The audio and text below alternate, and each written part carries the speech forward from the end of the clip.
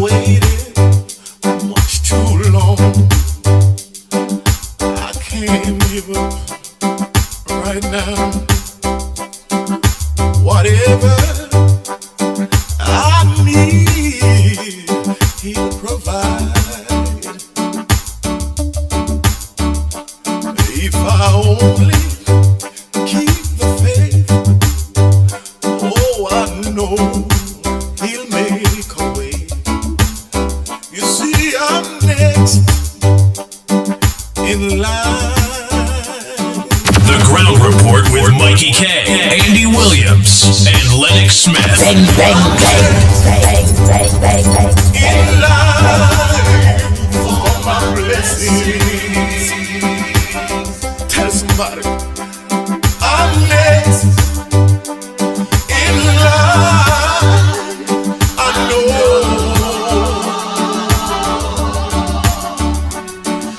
Oh boy, you're looking good, man. Pink boy, go ahead, my brother. What? I'm next. Yes indeed. Are you hearing me loud and clear? Loud and clear. What? Yes indeed, of course. A pleasant good morning to all and sundry, east, west, north, south, central, our friends in Tobago, and wherever you are, streaming on the World Wide Web. A pleasant good day to you. Yes, this is the Friday edition. Yes, a very short week indeed. Of the ground report reporting, but of course it is post the festive season, as you would have recognized from the very biting issues that would have been discussed yesterday, the day before, and of course subsequent or post the carnival festivities, and while of course Lent 40 days, of course, symbolizing I believe it is from the Christian perspective, 40 days in the wilderness, so to speak, and of course making sacrifices and so on, all of the niceties that are spoken of around this time by the religious leaders.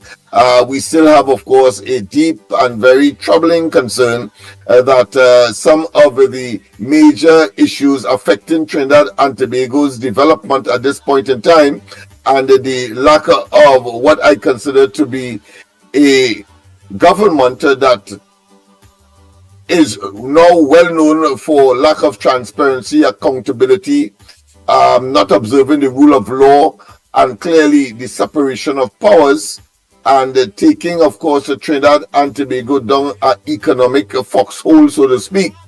I think are really and truly at the end of the day issues that must be addressed by the clergy in this country, by the men and women of the cloth, and we are yet to see that level of concentrated and collective and cooperative response to what clearly is nestled in what can only be described as a corrupt group of individuals who, of course, seem to not want to relinquish office, but prefer to, of course, line their pockets and continue, of course, the best management, and to the detriment of Trinidad and Tobago across the board, whether it be foreign policy, whether it be in the economy, whether it be, of course, some of the subsectors such as agriculture, such as social development, delivery, and the threat thereto, such as, of course, culture, such as youth development, such as, of course, the office of the Prime Minister and the office of the Attorney General.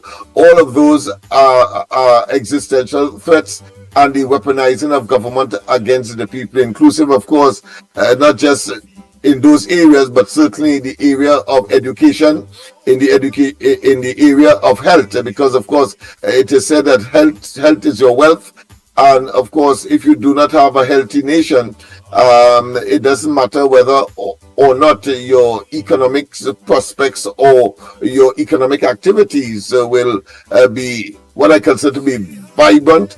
And in particular, of course, and I left it for last deliberately, the whole question of crime and criminality, and the potential for the premature exit from this life, from this earth, by, of course, marauding opportunistic elements that clearly the administration has failed to curb, as reflected, of course, in the record-breaking three more murders than any other time and in any other administration than in recent times. Let me be more specific. The Rowley and subsequent, of course, who would inherit that stigma, I should say. Apart from Rowley, of course, we have Stuart Young, the Chinese man, who, of course, will be foist upon us and cannot escape. And, of course, as fate will have it, he happened to have been a former Minister of National Security that presided over this very troubling and unacceptable level of crime and criminality that has become a hallmark of the Rowley, first and foremost, led administration. Of course, under a PNM banner, so to speak, but a banner that clearly is nestled in the practical and current experience of what? Yes, of being a criminal enterprise. That being as it may, of course, it is Friday. Some of the issues that we may not have touched, we would normally try to touch this morning. Andy will be joining us in a while, but in the meantime, of course, I will try to give you some of the headlines that are making the news. Of course, we did, in fact, and I will want to read a portion of it because I see that clearly Imbert would have expected the leaks that he got yesterday with respect, of course, to saying that no money is missing, but yet still it's missing. No money is missing. The 2-point-something billion eventually after reconciliation of the 3-point-something that was supposed initially to have been missed, but they could only account for just a small portion of which, and the mysterious or the portion that is yet to be accounted for is 2-point-something billion. And of course, this is not 2-point-something million, or 200 million, this is about 2 billion, and therefore it is very difficult for that to be missing. And yet still, of course, the minister whose responsibility it is to, of course, superintend over these matters, the financial state, and just to tell us that it is a technical glitch because of the introduction of a particular mechanism.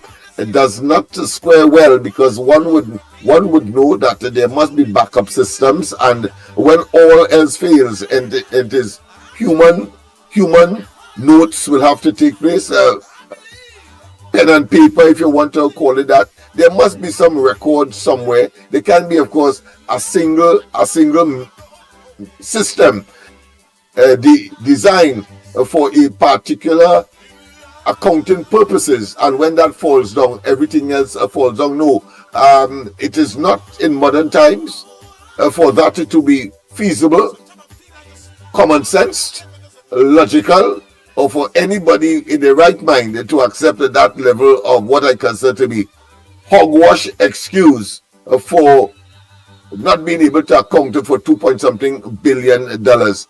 And that should, at minimum, trigger the resignation. Nobody should tell Imbert that he has to resign.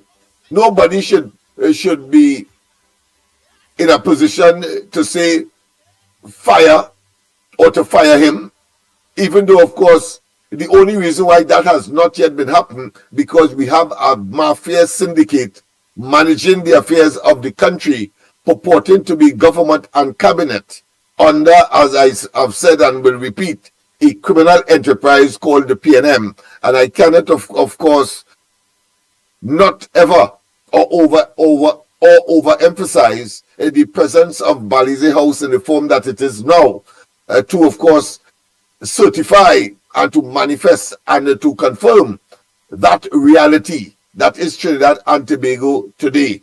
Yes, indeed. So, in spite of the length and in spite of the criticism of our ecclesiastic class in this country, we have a duty as mundane people, some of whom, of course, may be hybrid, meaning that we may have, of course, a propensity for religious matters, and at the same time be carnal, if you want to call it that.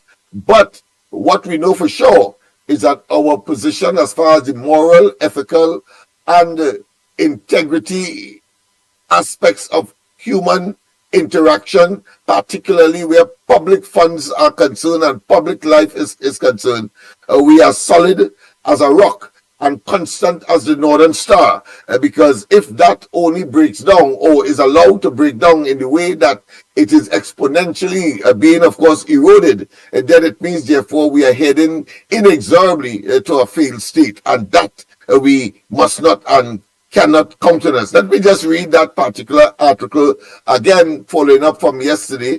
Imbert rejects calls for probe into his conduct in Auditor General's dispute. Of course, that comes on the heels of his statement yesterday that we extrapolated, and then, of course, following or before that, we had the announcement by the government that, of course, the investigating team that he put together, recommended to the cabinet from the information we would have had, has discontinued, of course, their probe. And of course, we don't know what that probe contained, and we don't expect it to have any, having regard, of course, to the decision of the Privy Council that he, Imbert, attempted to go to, or went to, in fact, but attempted, of course, to try to get the apex court, the Privy Council, to say that the Auditor General had no jurisdiction in questioning him, of course, in the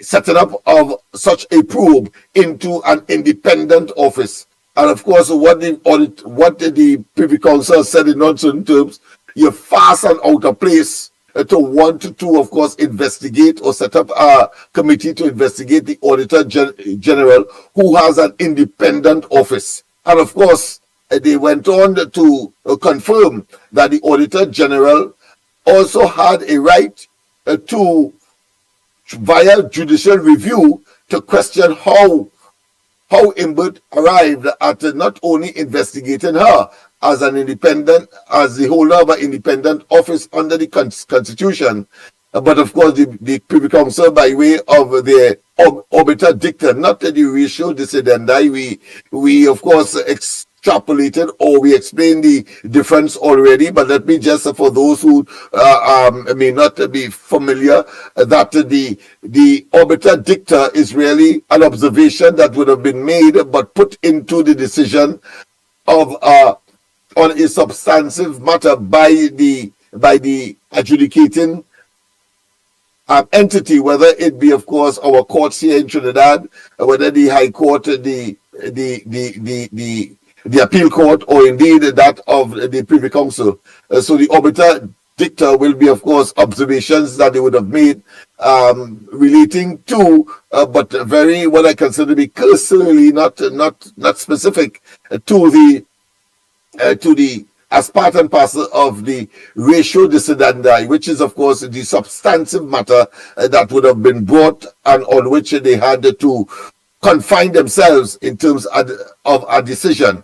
And therefore, of course, they rejected Imbert's appeal and have given way to the Auditor General to, of course, pursue her actions in the local courts.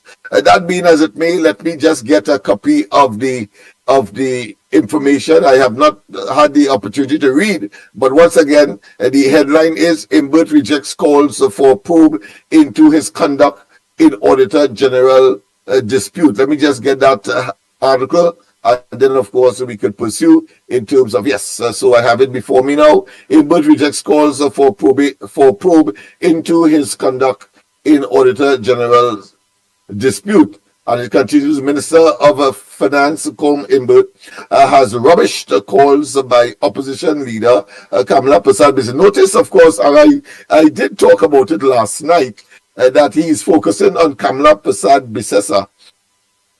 And of course, making the argument yesterday that, listen, there is no missing money. and therefore he is saying that Kamla Prasad Bisesa. Why hasn't he not been saying or mentioning the Auditor General? Wonder why. I wonder why. Well, of course, you don't have to wonder. Your common sense will tell you that he is looking for a political escape route and to deflect attention away from himself. Because common sense will tell anybody that if you are saying that there is no missing money, then you are saying that the Auditor General is wrong. That the Auditor General had no basis for saying what she said, and he, Imbert, had no basis for going into the Parliament of all places and making excuses as to why the money was missing, and then, of course, attempting to investigate the Auditor General for making the statement consequential of her own investigations of the documents that would have been placed before her, that monies were missing to the tune of billions of dollars, not one, and more than 2 billion at this stage. So let us get it clear that the intent of Imsworth is trying to get a political way or an escape route out of this disaster that he has put himself and ought to have resigned, by trying to deflect attention and now incorporating and embroiling the leader of the opposition in this matter. The leader of the opposition did what she had to do, and that is to say, to bring the matter to the attention of the public. And she has done that.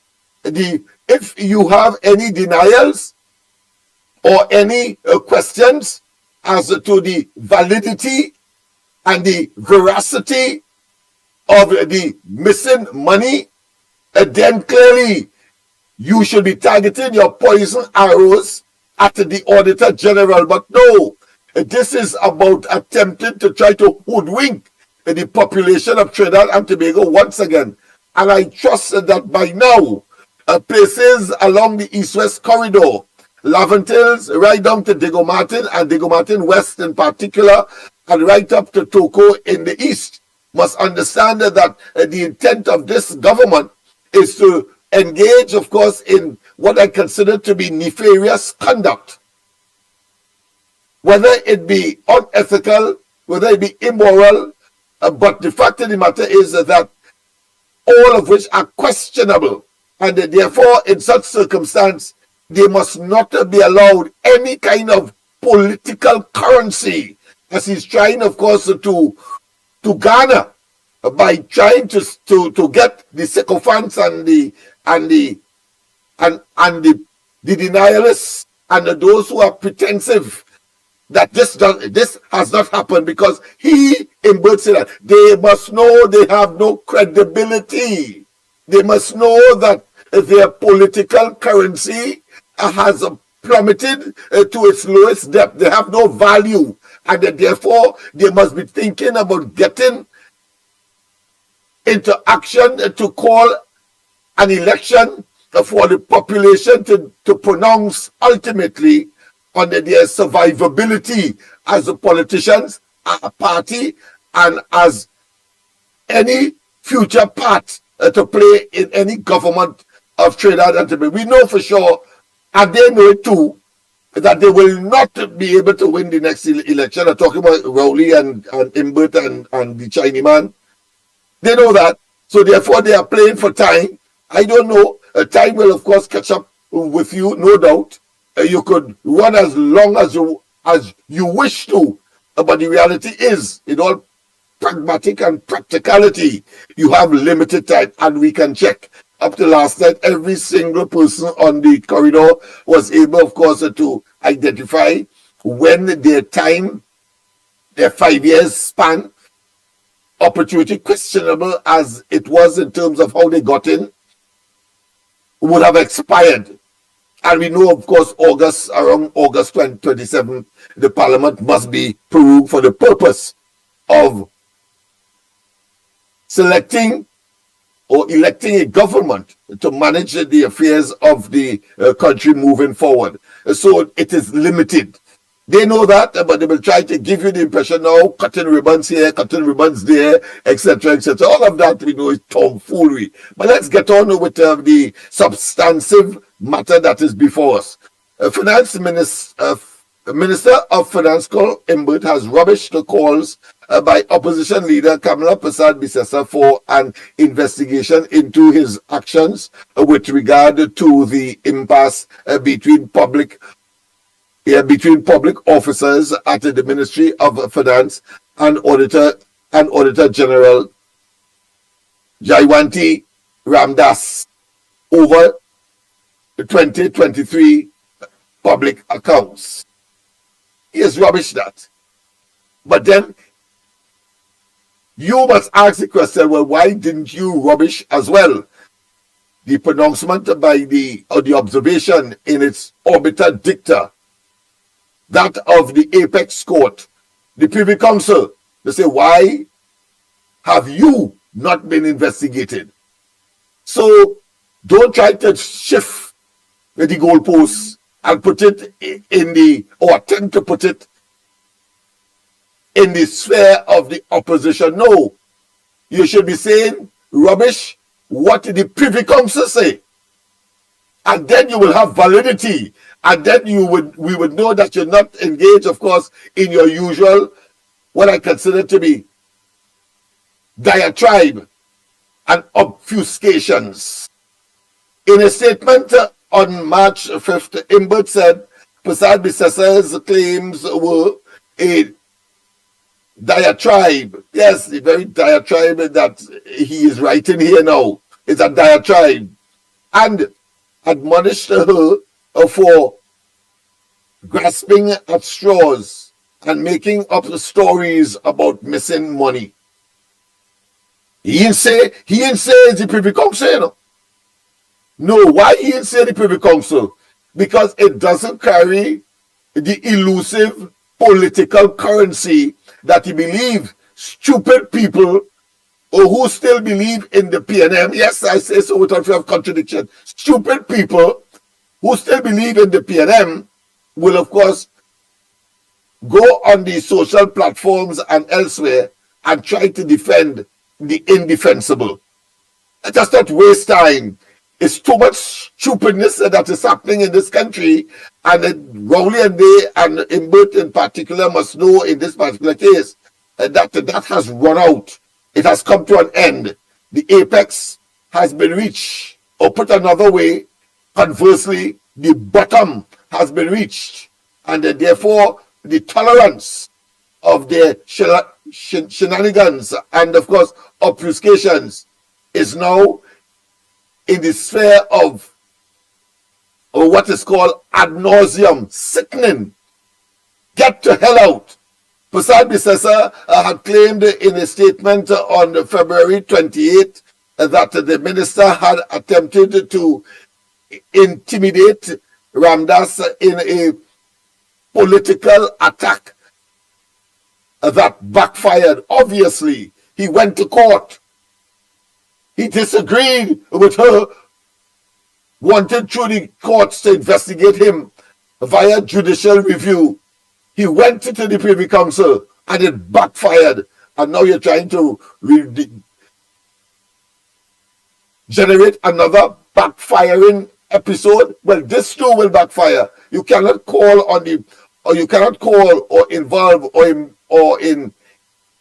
engage the opposition leader. We who have common sense will engage you and protect the opposition leader, because she has no place in this. You should be attacking, of course, the Privy Council since you disagree with what they have said. That is what you should be doing, Imbert, but you wouldn't do that because you know that has no credibility or does not, of course, meet what you elusively believe could be some kind of political cog in your rapidly deteriorating political options and, of course, credibility.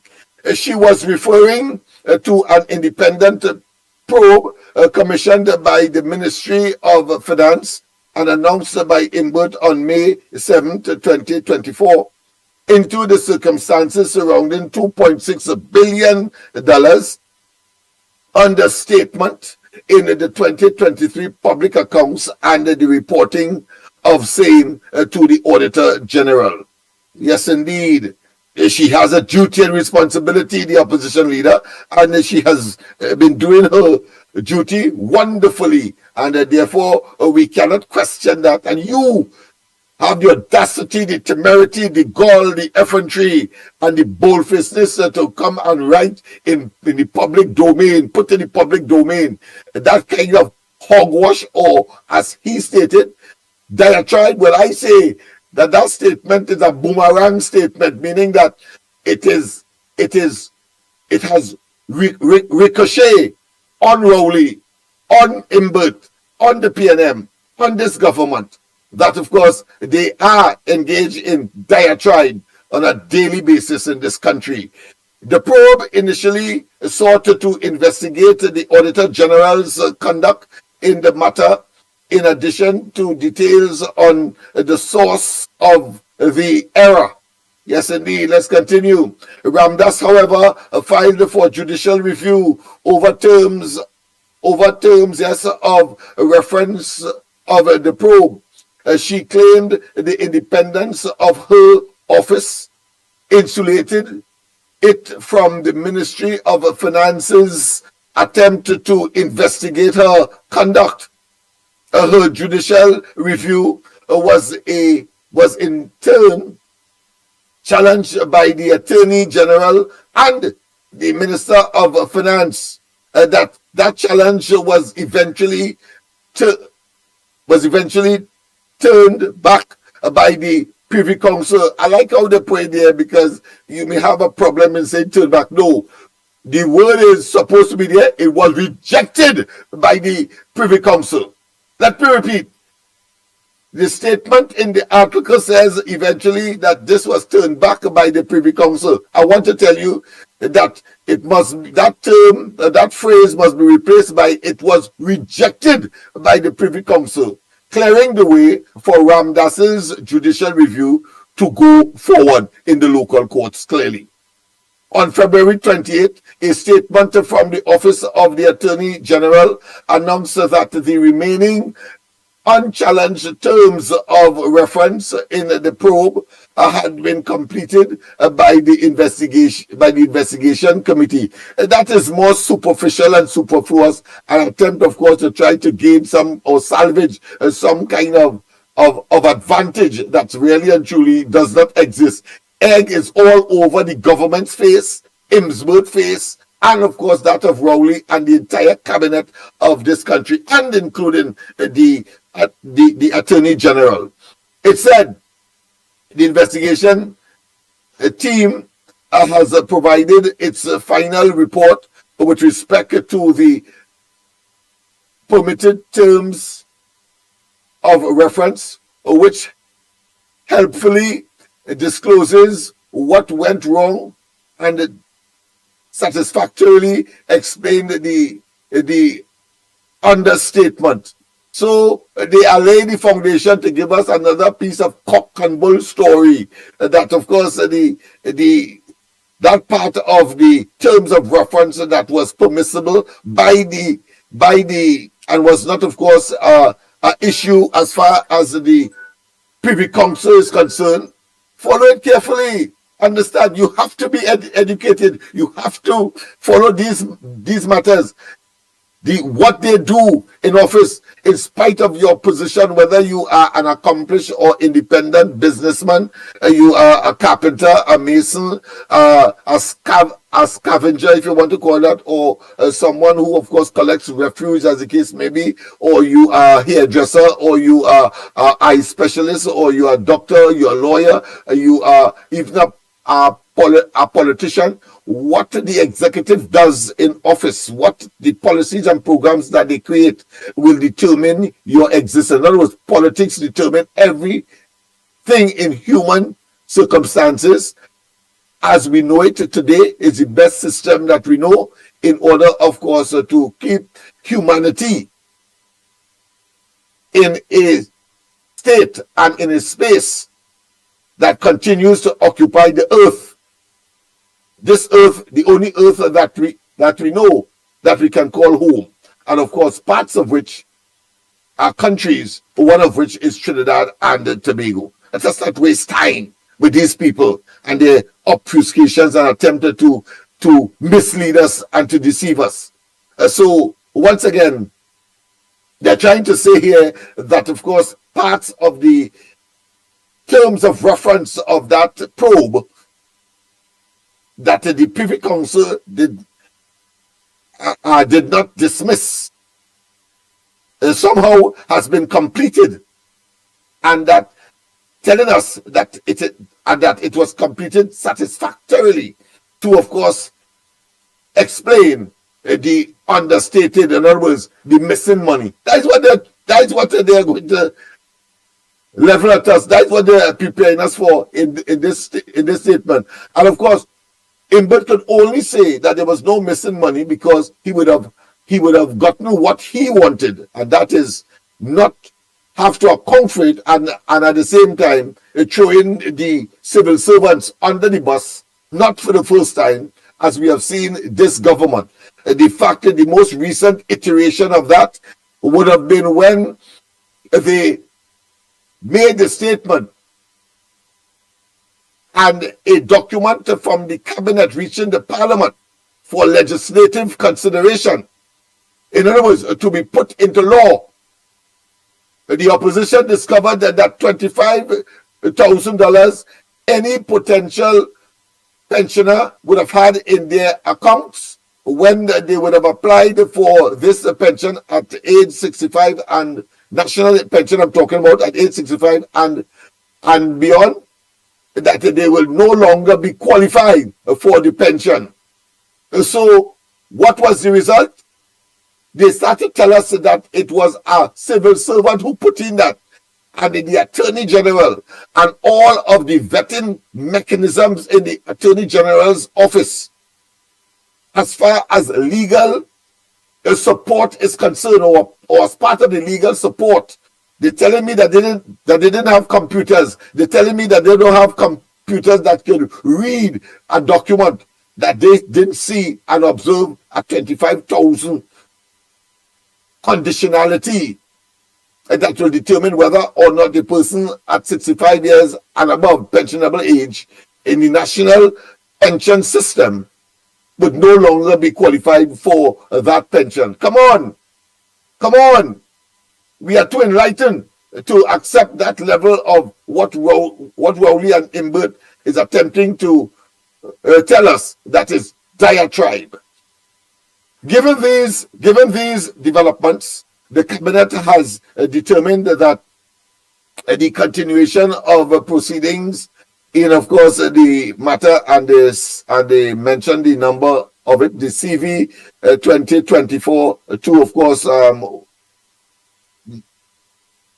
minus 01721, that particular number in the court. In other words, that's how the courts documented so for administrative purposes to determine which matter is which. And it says, of course, Jawati Ramdas versus Minister of Finance and the Cabinet of the Republic of Trinidad and Tobago will not further inform the issues already addressed by the investigative committee's findings, while incurring further legal costs and judicial time while these proceedings are ongoing. So they have, in effect, withdrawn the matter. At what cost, they ain't telling us, but attempting to say that they want to save costs and they want to save judicial time. No, you have failed. If that was not the case, they would have proceeded. They would have proceeded knowing full well that all of the circumstances that the Privy Council would have ventilated or would have been presented to them for their adjudication would have materialized. But no, it is a bunch of con men and a bunch of abusers of public office and public funds in the process. A high-handedness of unprecedented nature. And you want to tell me that you could just escape by making such a statement and you just withdraw and to save legal and, of course, court time. No, they must pay the political price. And I said 39 seats in Trinidad for the UNC and whatever configuration or whatever accommodation that they would have made for the 2025 general election. And I want to tell Laventil, your time is now. The election campaign has not yet started, but stay tuned. Stay tuned. Your time is now. You have people for the first time who have always been there on your side, but you have not observed. I think on this occasion, your optimism will certainly swell to not just expanded optimism, but to the reality that we can do better, we must do better, and that the area has potential to eradicate on their own volition, sustainably, the crime culture, the non-performance, or should I say limited performance at the level of the primary, the secondary, and tertiary education levels. And of course, indeed, to have a better standard of life and quality of living that we all, just as Rowley and his family, just as Imbert and his family, and just as all of those persons who have unmeritoriously garnered into the cabinet of this country or find themselves in the cabinet of this country, and of course living happily off the state resources and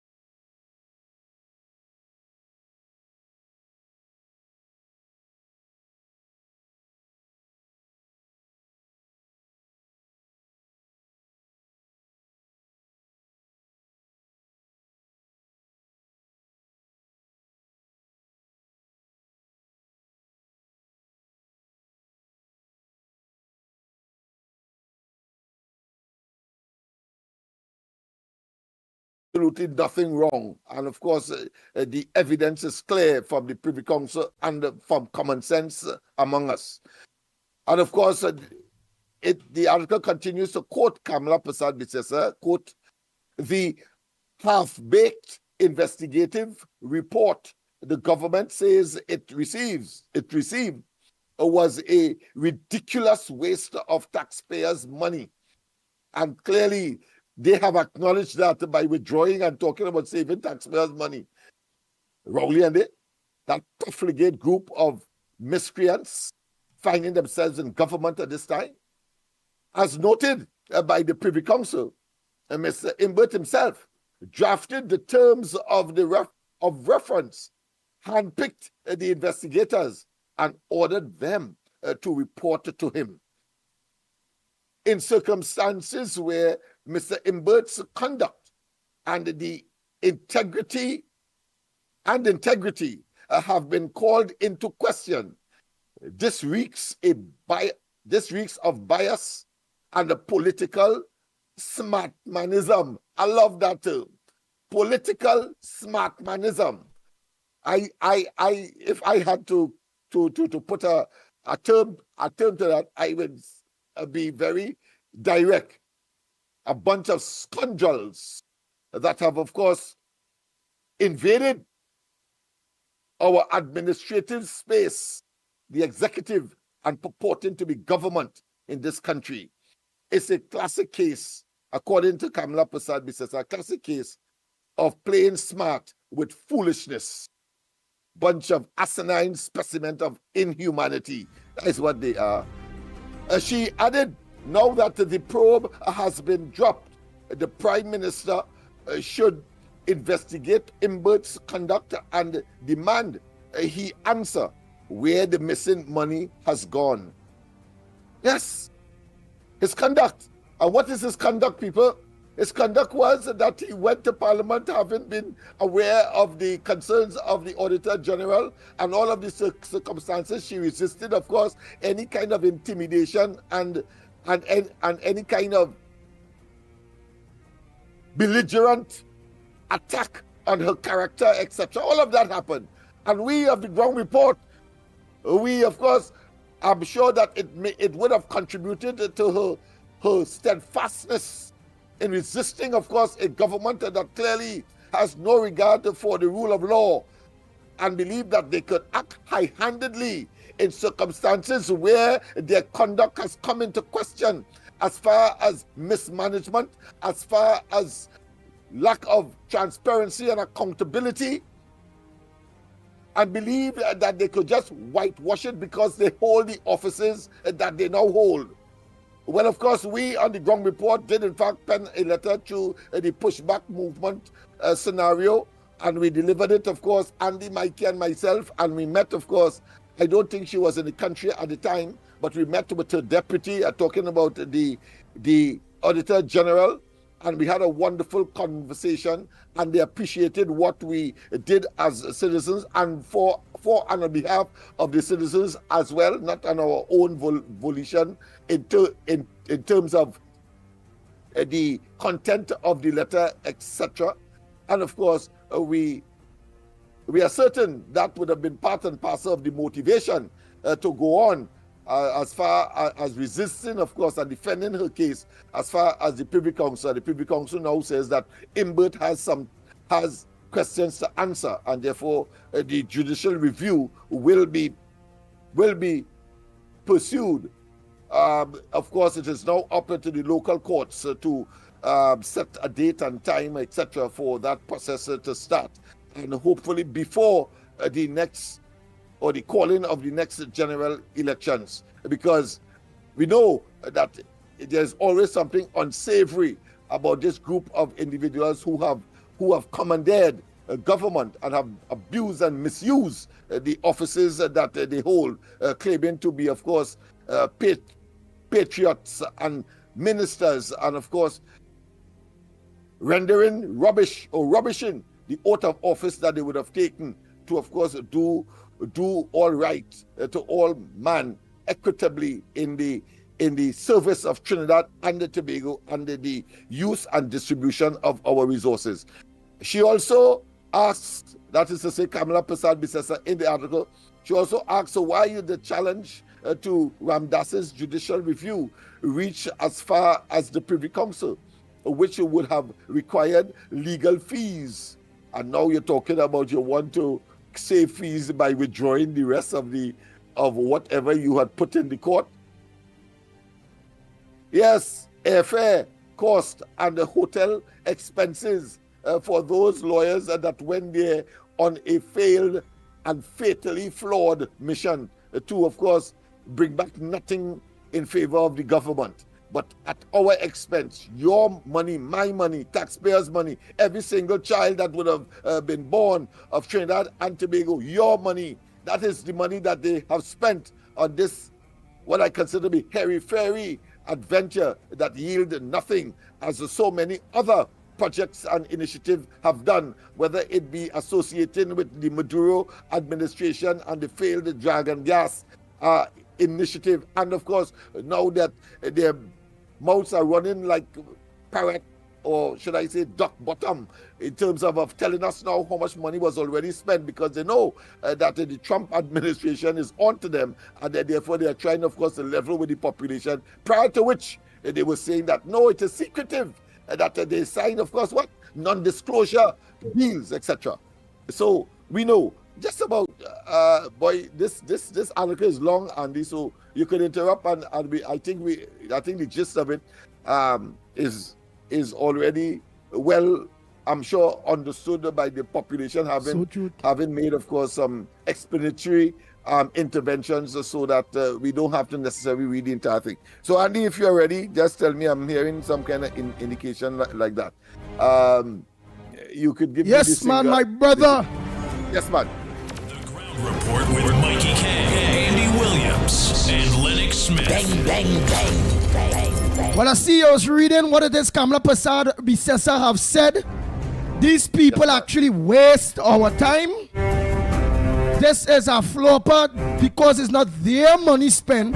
They do what they want and but feel that you don't have to get a slap on the wrist. I also heard you say that the whole investigators, everything when it comes to the investigation, he told them to bring it to him.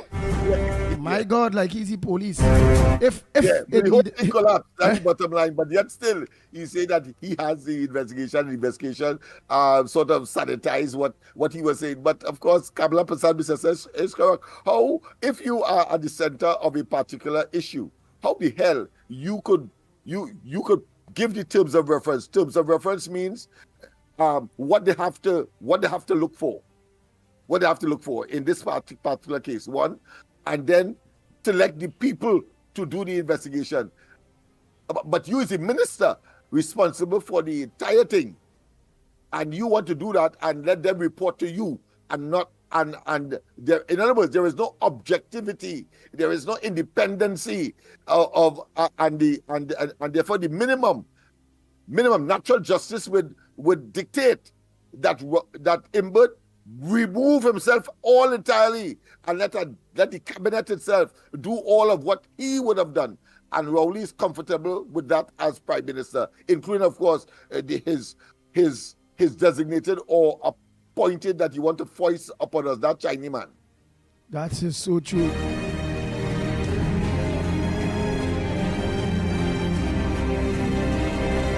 The Ground Report with Mickie K, Andy Williams, and Lennox Smith.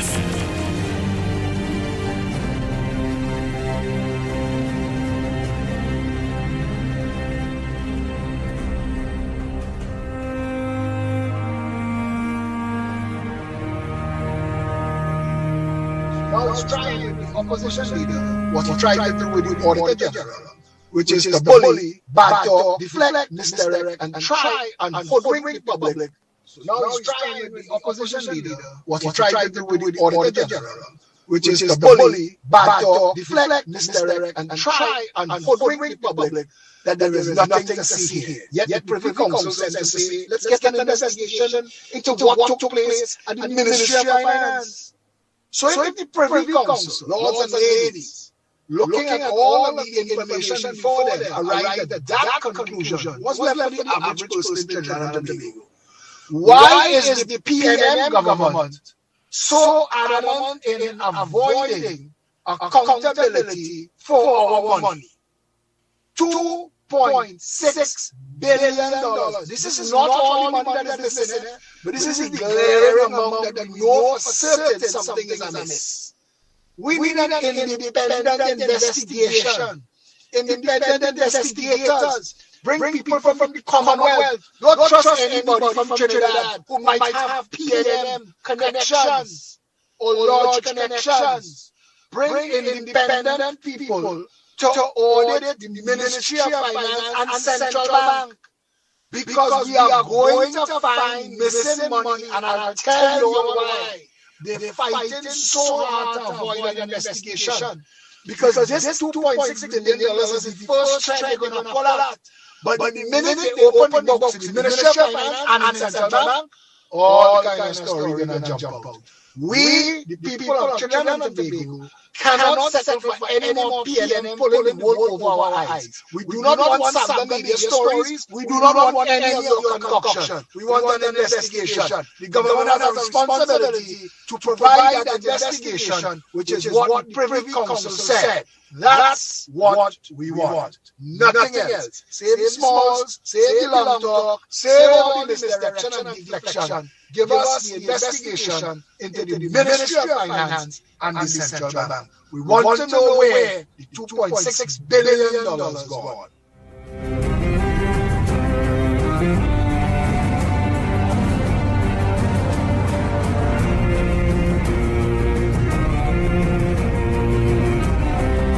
The Ground Report with Mickie K, Andy Williams, and Lennox Smith. Bang, bang, bang. Bang, bang, bang, bang, bang.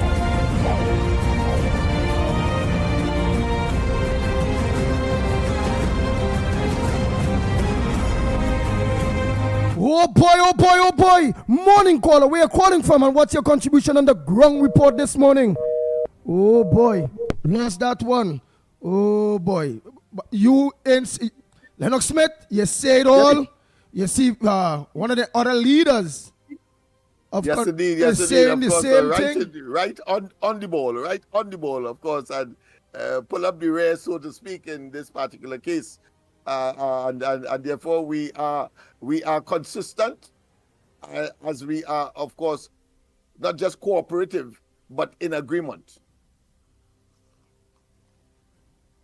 And what So should true. be happening?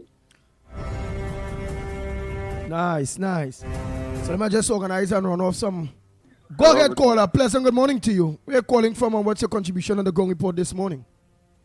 You're doing a fantastic job there, man. Nice, nice. Thank you very much. And what's Persistency. nice? Persistency that you have. Persistent. Continuously fighting for the people. Yes, yes, yes. Me and my If everybody had that kind of courage in Trinidad now, so we'd have been poor already. That's true. That's true. And what area, if you don't mind, you are calling from? Faizabad. Faizabad side. Nice, nice, Thank you, nice. Faizabad. Thank you very much. Make sure and invite others to join us on the ground report, man. The more we have, is the more better we are. Yeah, Because in order for Trinidad and Tobago to grow, the PNM got to go. That's the only way Trinidad and Tobago will grow. Thank you so much, caller. Bang, bang, bang, bang, bang, bang, bang, bang.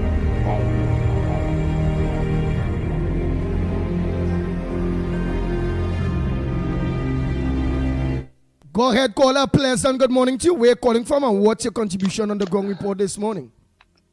Good morning, everybody. Morning. Good morning.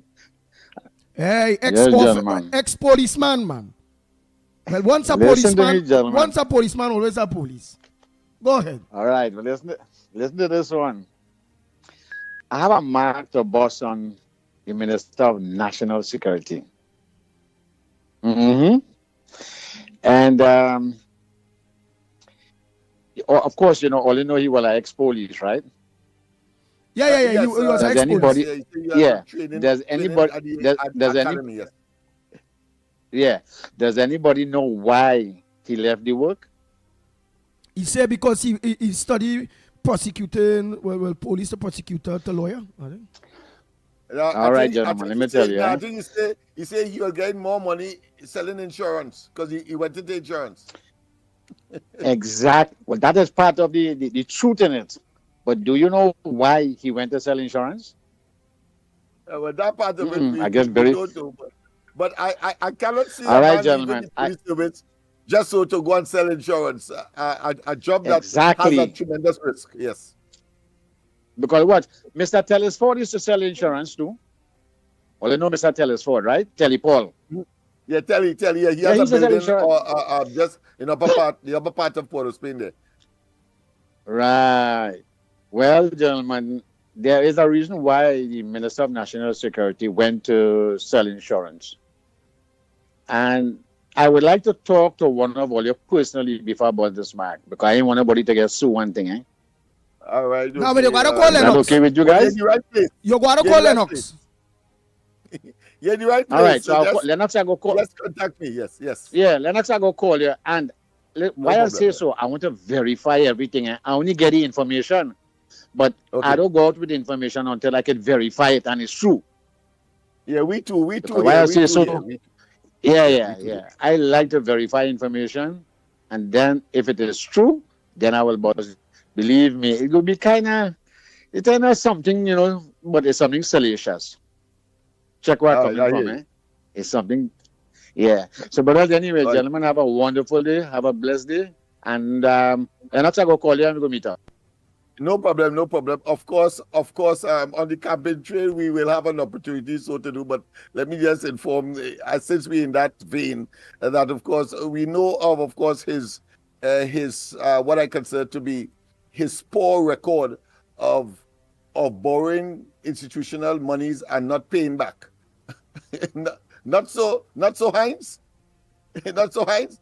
Two institutions, and then of course we will do that on the campaign trail.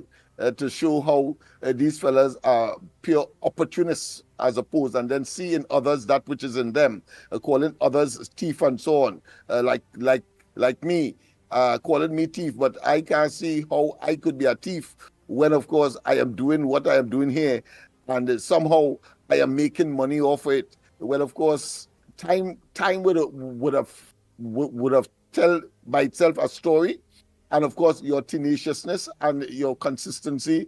Clearly, the population will now have to judge. I'm talking about the Laventils in particular, first and foremost, and then the national community, because as you should know by now, me and no rich man, but I use my resources in order, of course, to get to the population in such a way so that we can make Trinidad and Tobago a better place. Clearly, these fellas will not spend a cent, and we don't know where they came from before they entered or attached their opportunistic wagon to the PNM, and then become, of course, filthy rich as a consequence. But they have the audacity and the temerity to try, of course, to point fingers at others, but there are three fingers, of course, pointing back at them. And those are issues that must be ventilated. And, of course, as part and parcel of the inevitable blue lights and silver bracelets that must visit them. Go ahead. Ali? Go ahead, Clyde. I see you calling you. Pleasant good morning to you. What's your contribution on the ground report this morning?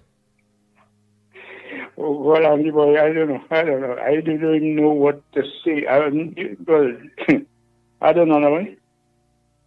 I ain't so good. I ain't so hot up these days, boy. I kind of down, you know. Yeah, but you had to organize and make sure and stay strong to see the back of the PNM. Because in order for Trinidad to grow, the PNM got to go. You had to be around to go and give that vote against this wicked government. Yeah, well, I don't miss that. I don't miss that at all. Well, nice. I don't miss that. But other than that, everything is all right. Everything is all right there. And, you know, I got a little stroke and thing, but I'm still coming on. Thank God for small mercies. All right. That's a very modest man. Well said, my friend. Yeah.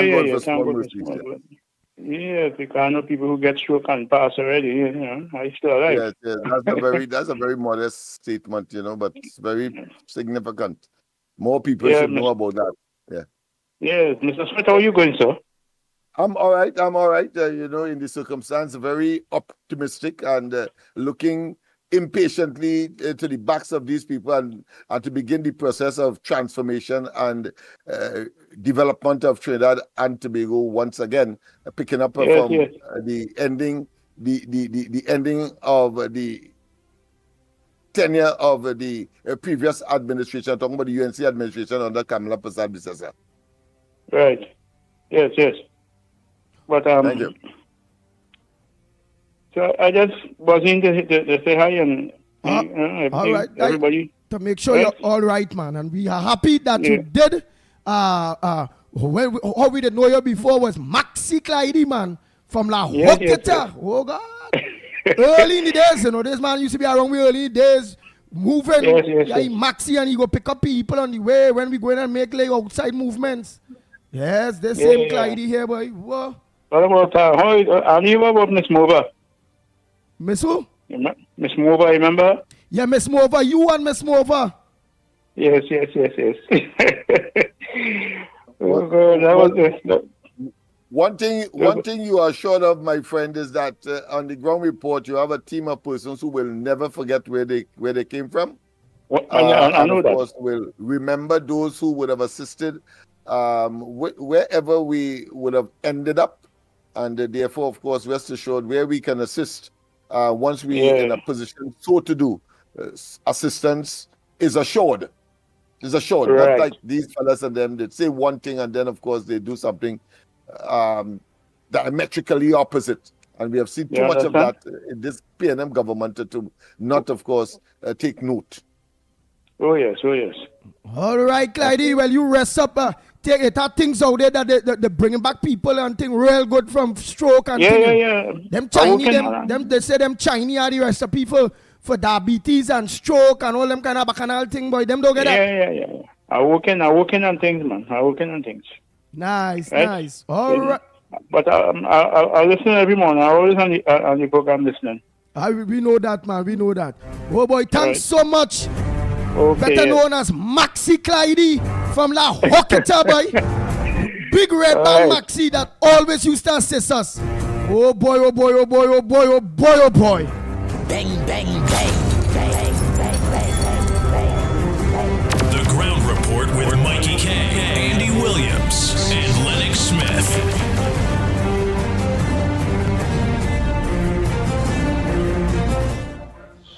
You know, we're listening to you read a report. Up to one time, not one time, it was ever mentioned of any missing money.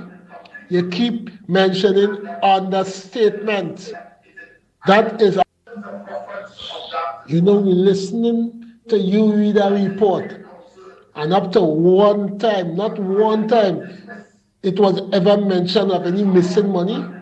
You keep mentioning understatement. That is a far different cry from missing. There was no money missing. That is what Imbert is trying to explain. And this Privy Council statement by one of the judges, that is because the Auditor General were making claims that Imbert wanted to bully her, and that is what the judge was referring to when she stated that Imbert should be investigated. So all I hearing, all I not listening, and all I don't understand, at least all I not trying to understand. Bunch of dunces. Lennox, do you remember in the 2010 campaign that the UNC had in their manifesto that on reaching age 60, all persons will be entitled to a pension from age 65? And what was done when they won the election? Kamala came out and said it was a misprint. Do you remember that? Lennox, Victor Roberts penned a letter to the UNC hierarchy asking for an internal audit of the accounts of the UNC. He said monies are being deducted from senators and councillors' salary, and there is no account for it. He wants to know what is the position with the building fund, where all the money is going. But then we know it is going on in the Pink Palace, and all they want to call and ask PNM to account for money. Account for the money, missing money in the UNC. That came from Victor Robert. That didn't come from nobody outside. That at the end of the day, there is no money missing. That is the bottom line. The report will state that there will never be any money missing. So all you could grasp at straws. The bottom line is there is no money missing. How come the Auditor General never ever used the word missing? She made the statement that the understatement of the revenue, what part of that Ole cannot understand. Understatement and missing are two different words, two different meanings. I know Ole desperate, right? And that is why Imbert have an issue, because the drunken bat very well know there is no money missing, but keep repeating it for dunces like Miss Santa Cruz and Miss Central and Miss Woodbrook will have something to hold on to. Bunch of idiots. Lennox is either a dumb, dotage, deceitful, or a combination of all three. That investing. Hey, we are not continue here, Lennox Smith. That man, you heard that man, boy. Wait, let me finish here. Lennox, you heard him, you know. You bring that man out the coop, boy. You're hurting that man, boy. That man can't done what you. Why you doing this? Let me continue. Lennox Smith. Yeah, man. Yeah, Yes, let me. Oh God, boy. Yes. Poor fella. But go ahead. Let try to defend the indefensible. But go ahead. Lennox is either a dumb, dotage, deceitful, or a combination of all three. That investigation was an internal investigation into the Ministry of Finance to determine what was the reason for the understatement of the money, right? That was no criminal offense. That is just an internal audit, internal investigation to find out what went wrong internally. So all here, as I say, either dumb, dotish, deceitful of a combination, right?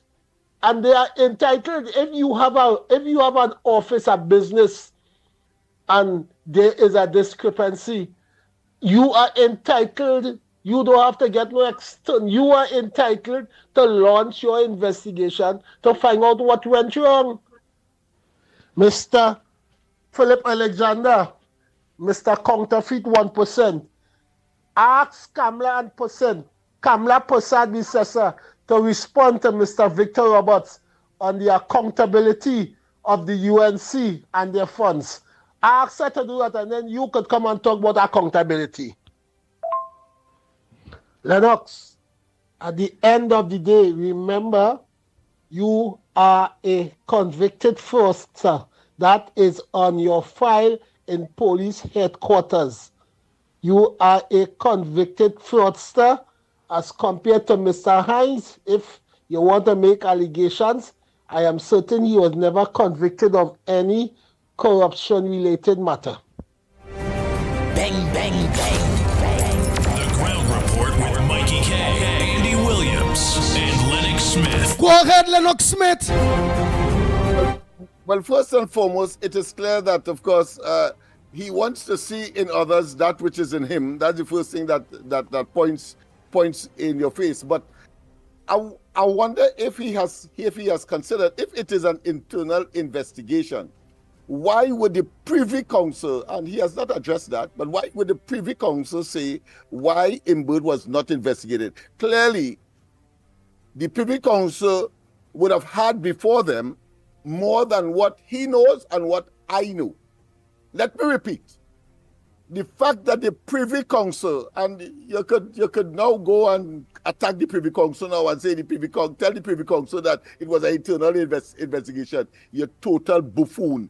But why did the Privy Council, in its obiter dicta, I'm being specific here now because little knowledge is dangerous, and fellas like that continues, of course, to pretend to be what they are not, and have the audacity to call other people, of course, stupid. And that is only because they have a psychological inferiority complex. A person who is bright, there is no need for you, if you are in a debate or a discussion, to call a next person a dunce, etc., etc. But in this particular case, because he has done that, I will tell him that he is a blasted dunce and does not understand an iota of what he is speaking. Once again, go into your device and respond to me why it is that if it was an internal investigation about internal matters, why did the Privy Council, in its obiter dicta, I'm being very specific here because fellas like these who don't know but pretend that they know, and they then try to, of course, influence others out there, is extremely dangerous. So in their obiter dicta, go and find out the blasted meaning of that as well. Said that why was not Imbird investigated? So your common sense will, of course, lead you to the irrefutable conclusion that they would have had, no matter what we say or anybody else say, they would have had information to make that conclusion. So that's the first. Address that. The second thing is that You're saying that there's a difference between what understatement and money missing. You have to be a backside and a half to not understand that in the circumstances that was before us, the term could be interchangeably used. You know what interchangeably means? It means that it doesn't matter which one. You could say missing, you could say understated. The fact of the matter is that 3 billion in the first instance, and in spite of the rectification, in spite of the reconciliation, 2-point-something billion ended up missing still. And to say it's an understatement or to say it is missing, they are interchangeably. You can use any one of them. It's just a matter of semantics. So for the convenience of Imbert, he would say understatement. And of course, that has a certain, what I consider to be connotations in terms of what you would perceive. In other words, it is smack in, of course, the narrative that it is not missing. Well, whether it is an understatement or whether it is an overstatement or whether it is missing money, then $3 billion cannot disappear just so. And I know what he's going to say. He's going to say that Imbert said, because all what he's talking there is what Imbert's saying, trying to defend the indefensible and the fact that he should be voluntarily resigning over that matter. But the fact of the matter is that he blamed some computer glitch. There must be backup.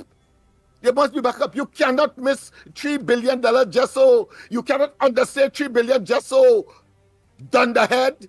Understand that. And therefore, that is the direction if you are really patriotic and if you're really concerned about your party. And with respect to the party now, and of course, money.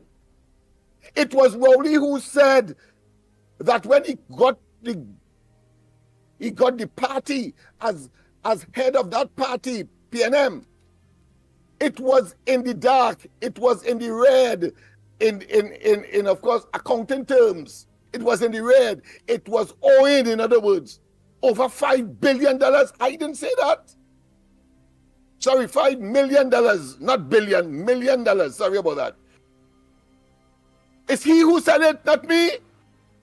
And 11 years after and before that, you have, of course, a situation where you are constructing something for over $100 million. And because you have not, of course, developed any visible means whereby it could be done, because you told us that, of course, you raffle some cars. Well, if you raffle them cars and that make over $100 million, one has to conclude, and of course, in attempting, of course, to rubbish that hogwash or that nonsense, you have to ask the question, as I have, what happened? They suspend the operation of the National Lottery Board for about 3 or 4 months or 5 months or a year to make that kind of money. You make that alone on raffle? Oh, come on. And then there is further evidence. Further evidence. I'm finished yet. Here it is. Rowley told us that, listen, it was about the raffle. It was about, of course, ministers and other party members putting up their monies and so on to make that 100 million and counting amount. But the party was in government under Eric William and so on for 30 odd years before. How come they end up with 5 million in the red? And you just come in less than 10 years and make over $100 million in, of course, voluntary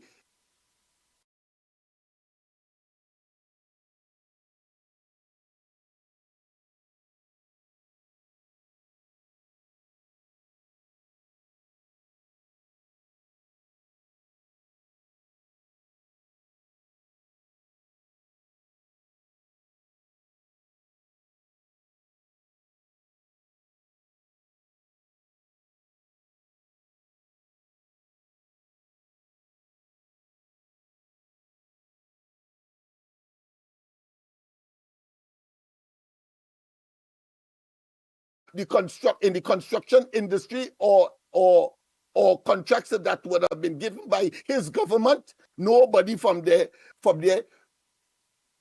worked on Balize House.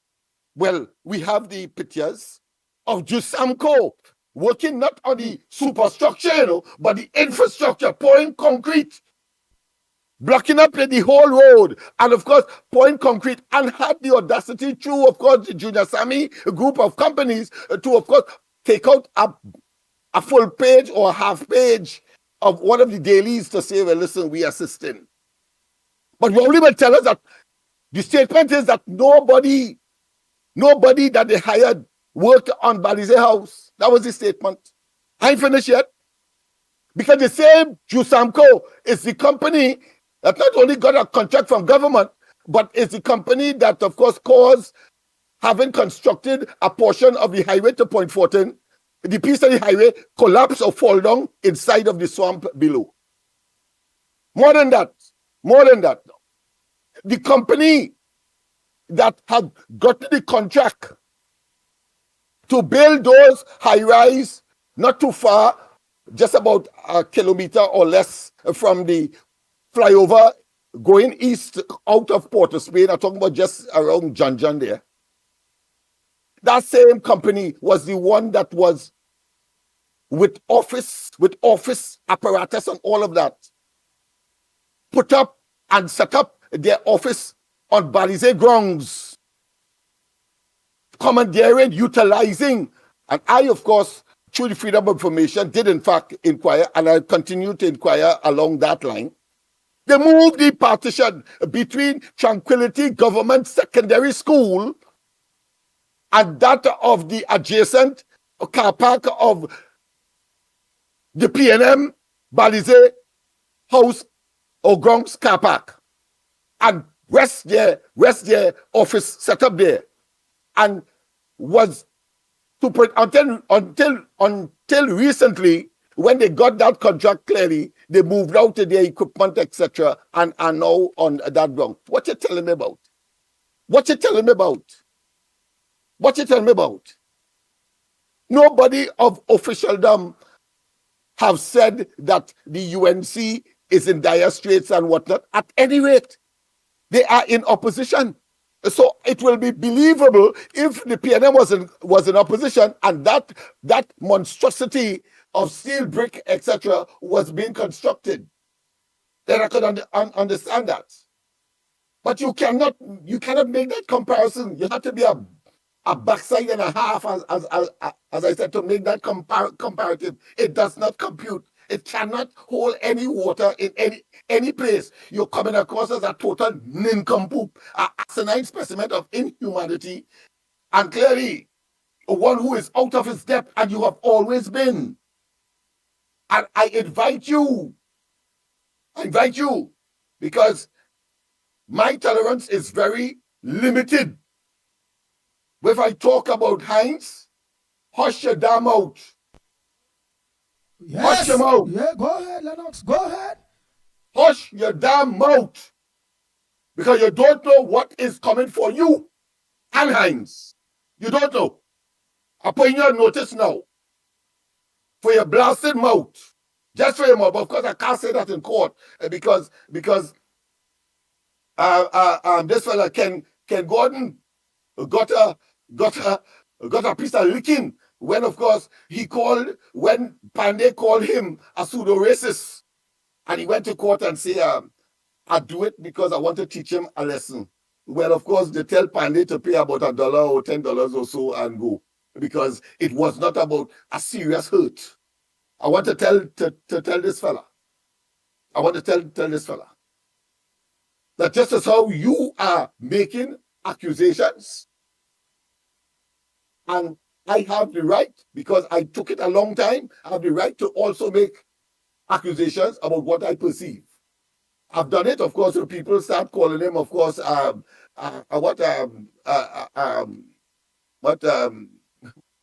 thief of a particular type of kitchen utensil, put it that way. But the fact of the matter is that I am not engaged there. Let's deal with the substantive matter. The fact is that we have a country to save. And these nincompoops and of course ignoramus cannot be any influencer. And I want to tell those persons who is attempting because of friendship, you are going to listen to this buffoon and believe that somehow he is credible because he's a long-standing PNM man.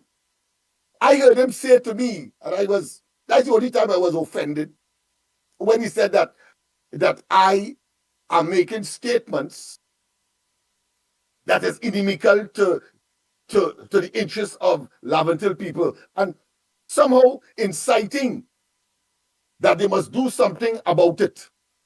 And I know what he is referring to. I am from Laventille as well. He claims to also be. But the fact of the matter is that when I asked him whether or not he was satisfied with the presence of desperados on Nelson Street, having regard to what the Prime Minister in cutting the ribbon for that facility, a beautiful facility, not security, what I consider to be proof, but all right, and I say security proof because of where it is located. But I also saw and see right now the construction of the headquarters for the headquarters of the Ministry of Social Development on Chagrit Road, the place where Despas had occupied and, of course, was besieged or was moved to Nelson Street. And when I asked this same fella whether or not that is the better location to put Despas, he said yes. He said yes. But you have the audacity to talk to me. And I want to conclude by saying this, people.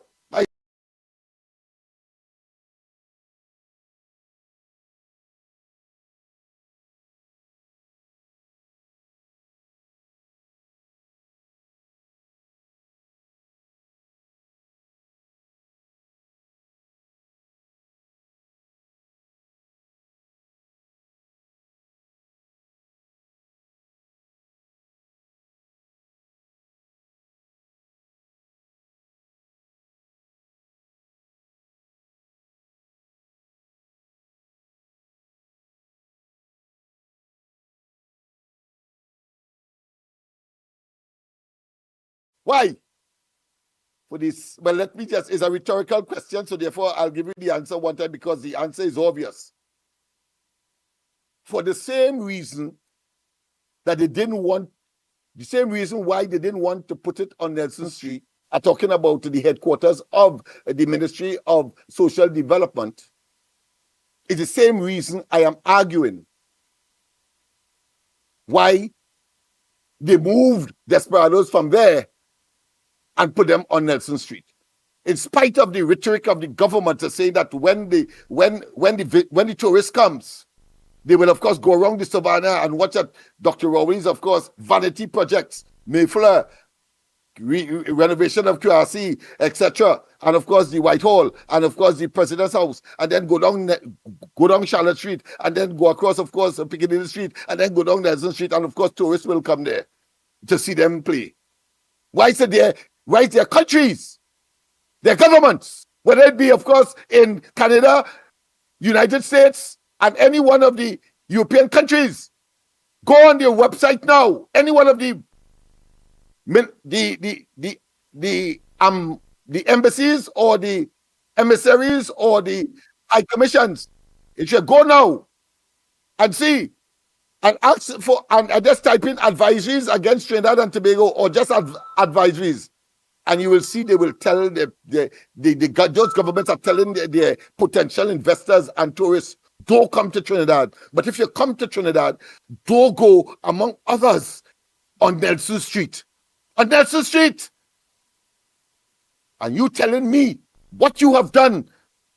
You know what I have done in order to address that problem? An ordinary person from Laventille concerned about the opportunities that would have been lost, because when they don't come and invest, it means therefore you have less employment opportunities, and that therefore people like in Laventille and so on will not get work or make it harder for them to get work because there is no expansion and no investment that is coming. That's a different story, but I want to make the point And that is why I invited, and there is record. I have the record there. There's no thing about it. Watch the corridor transmission tonight, and you will see that the Indian High Commissioner, you will see that the British High Commissioner, and you would see that overtures were made for the American ambassadors, past ones, of course, would have walked on Nelson Street, walked on George Street, etc., on my invitation, with the appropriate security. I want to thank, of course, the police for providing the necessary security, because they wouldn't come here just so.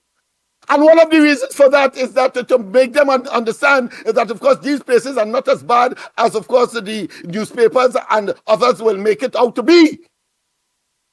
And so we could get at least a lease on life, an opportunity for these young people in particular who are walking all over the place with guns and engaged in crime and gang warfare, to make these ambassadors understand. Send a little much more salubrious report to your home country now. And don't mention, of course, Nelson Street and so on and so on. But it has not happened, because of the lack of cooperation and understanding by the administration, by the party that have occupied office, one, the longest in this country in terms of government, and secondly, permanent, almost in perpetuity so far, been, of course, the political dominant factor in these communities, Laventille notwithstanding. They tell him about, what have you done, my friend? What have you done? Whether advertently or inadvertently, whether, of course, you're conscious or not, and you are living in the community. Yeah, I know where you're living and all of that, and there are one or two other pieces of information that I will get soon. You don't know where I'll get it from. I'll get it soon. Hogwash, you're talking. You don't know. You're living in the place and you don't know. Not that you don't know, you know. I don't believe that. I believe you're wicked and you're dangerous. And this must now stop as we move forward. Because Laventille has a lease on life. If and when I get into, of course, the arrangement with the UNC, you will see a section of the UNC manifesto dealing with only Laventille. And I will not be talking about what I go do. I will be talking about what was done, in spite of the factor that we did not get the support and would be the victim of the PNM, because the PNM does not have, like him, the capacity, the human capacity to create initiative to ameliorate the conditions of this place. And therefore, you have no local standard as far as I'm concerned. You are buffoon and a nincompoop. And those kinds of what I consider to be recriminations will not deter me. But I will tell you, at the end of the day, you have to go home and sleep. And you have to talk to your God, if you have one. And your conscience will now be your guide. And don't get me vexed before I start with the amount of things that bringing these ambassadors here is just one piece of it. Talk to, of course, just across the street from here, we have Dada Gabriel. He was sent by me through the initiative, and they coming inside of here by the Indian High Commissioner for a free at the government of India's behest and cost to India for over 6 months to study entrepreneurship. Why? So that he could be, of course, a bearer of good news and show the young people here that there are alternatives apart from, of course, skills and vocational efforts and, of course, academic pursuits.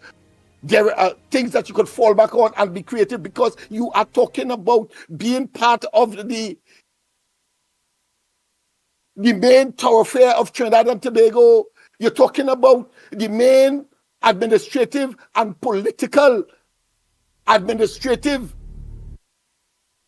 entity of Trinidad and Tobago. I'm talking about Port of Spain. I'm talking about the capital city. And you cannot tell me you're so close and so far to the riches that could be created in these places if we only, of course, have the right leadership.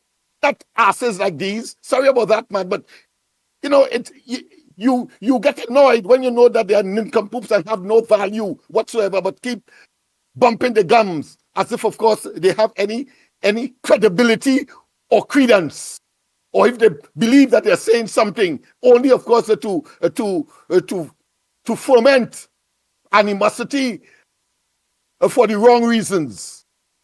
Let's get straight here. And as we go down to these elections, that is the message we'll be going to the Lavent Hills. That is the message. You have to be able to. And if he doesn't want to come on board, well, that's his business. But what I know, just as rain, when rain falls, it falls at everyone house up. But when the benefits come, they and all, because I'm sure that he would have been a victim, apart from being a perpetrator, but must have been a victim or know somebody that would have been a victim of crime and criminality and violence in his community, as everyone else in Trinidad and Tobago is, but more intensely in these parts, that of course foment. And that is why I keep saying, you solve the problem of Lavent Hill, you solve the crime situation, first and foremost, in the country, if you focus on the Lavent Hill question. And the Lavent Hill question has a very deep, broad, multifaceted, and multidimensional aspects, reasoning, and connotations. The people of Trinidad and Tobago are stupid.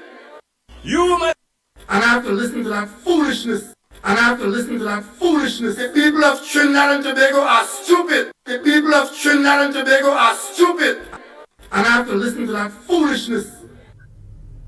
The Ground Report with Mickie K, Andy Williams, and Lennox Smith.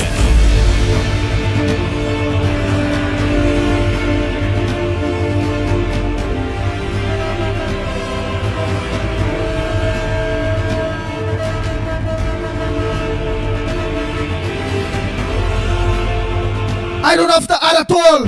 Lennox Smith said it all. We understand the buffoon, the idiot in which Port of Spain are. That man, Mr. Port of Spain. Just a distraction. And now let's continue. But what it does, Andy, is give us an opportunity to expatiate and to deepen the death knell, or some say the deathbed of the PNM. It must be relegated to the dustbin of political history in this country. And people like those who are still recalcitrant and who are still in denial must be pushed aside, eliminated from the process as we advance community by community, constituency by constituency, for the advancement of Trinidad and Tobago, ultimately. Good morning, caller. Where are you calling from? And what's your contribution on the Ground Report this morning? Morning. First of all, I just want to say as an aside, right? I am a political activist in a form since I was knee-height, about 8 or 9 years old. I listened to people like Dr. Rosanat Capello, Simonat Capello, Ashford Sinanan, Taj Hussein, QC. These kind of orators I listen to. And you see this bunch of jokers we have here now, them fellas can't step in those fellas' shoes at all.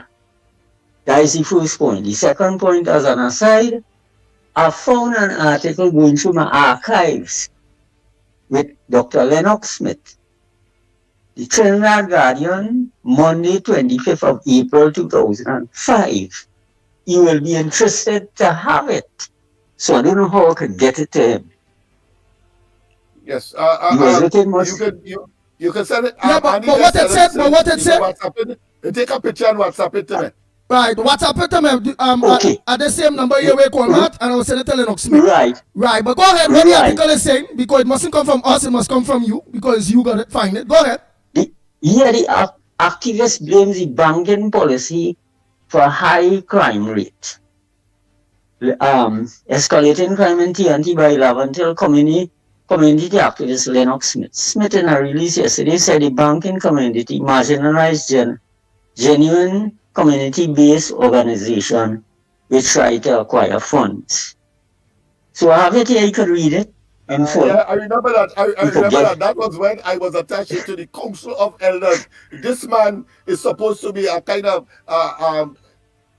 should I say, a quasi member, because of course it came because of a group of desperados, elders. You know, desperados have their own elders, but then we formed what is called the elders of Labantil. And when we went for support, they refused. And that is why I made that statement. I remember that very distinctly. Right. Nice. Well, you go send it to me, but besides all of that, what's your contribution on the ground report? The contribution is you realize everything is falling apart in the country, right? Everything is falling apart.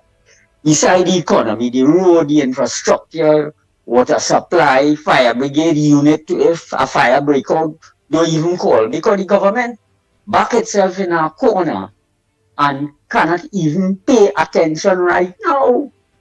They're so poor. They squandered all the money. They never put a cent in the HSF and they take all, right? Simple thing like bullying in school, they can't solve. I could solve that in 6 weeks. But anyway, they're on their way out. So let me hope for the best. Thank you very much, caller. Let's continue Trinidad and Tobago. To all the genuine people out there, all the people that understand, in order for Trinidad and Tobago to grow, the PNM got to go.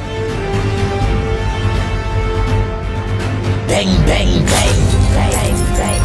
The people of Trinidad and Tobago are stupid, and I have to listen to that foolishness.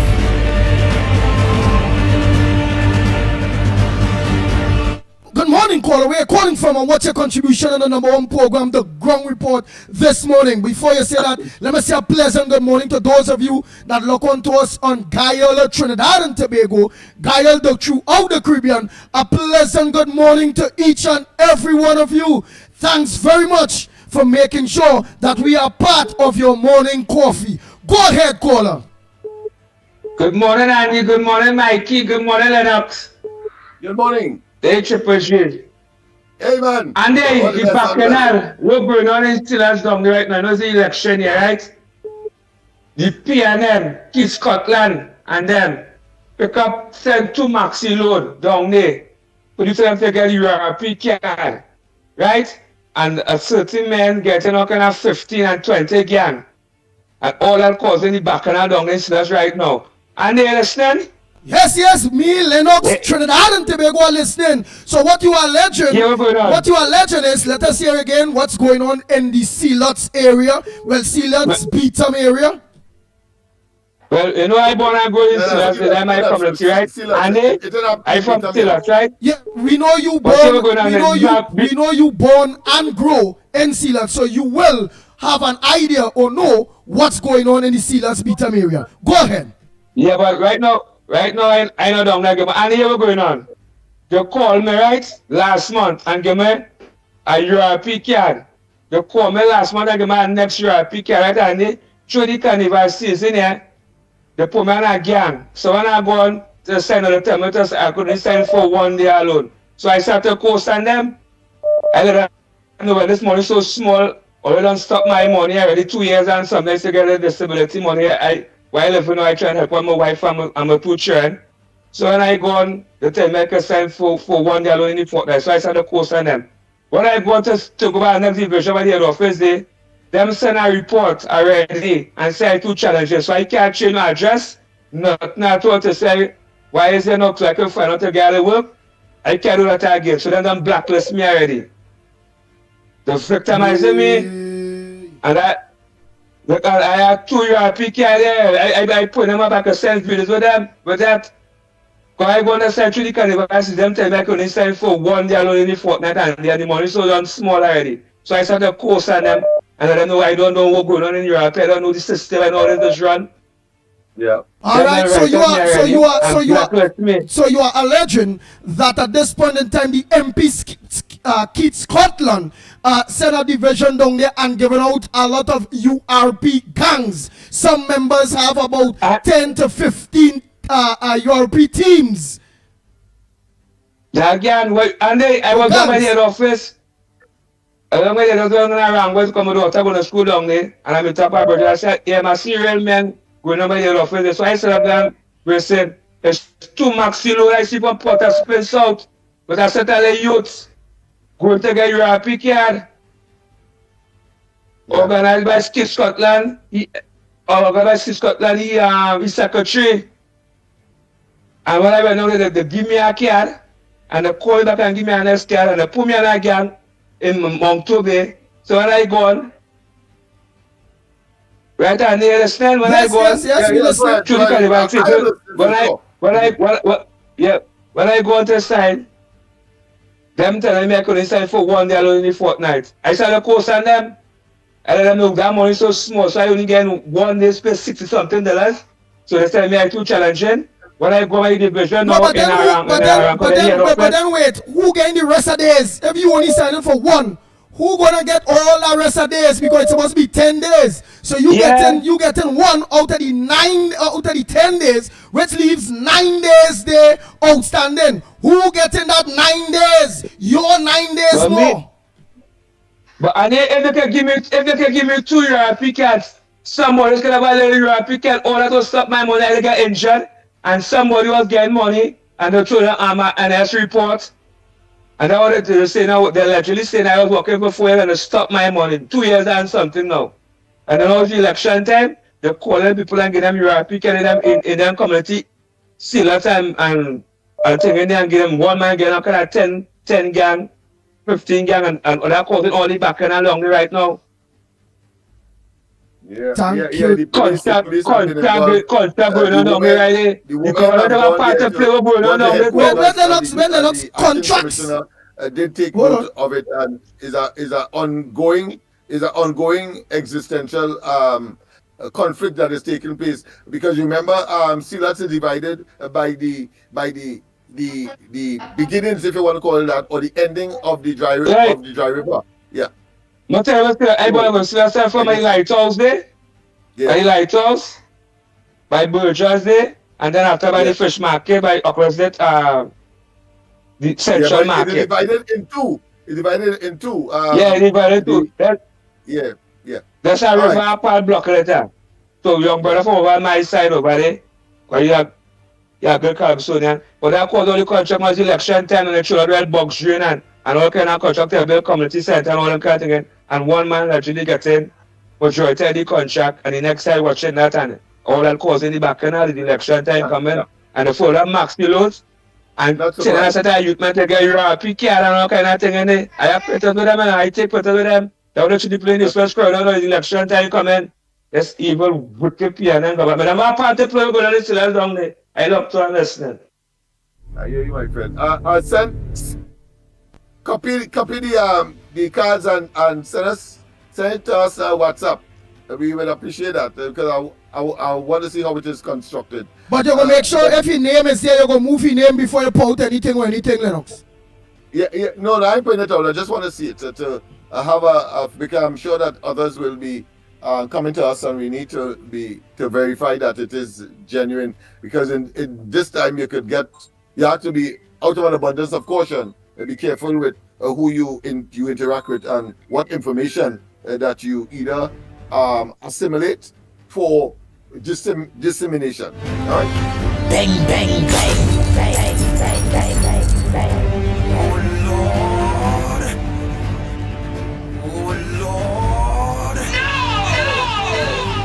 People of Trinidad and Tobago are stupid, and I have to listen to that foolishness.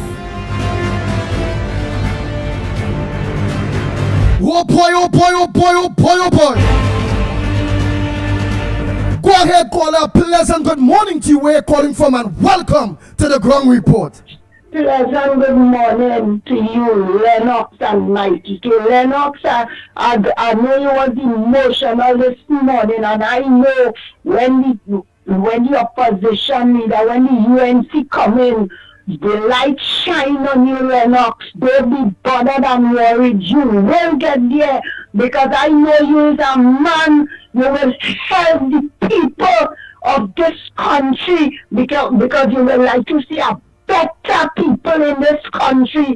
You understand? So you there, and the light will shine, and you will help them. You will help them, so we could think on that. You know what I want to find out now?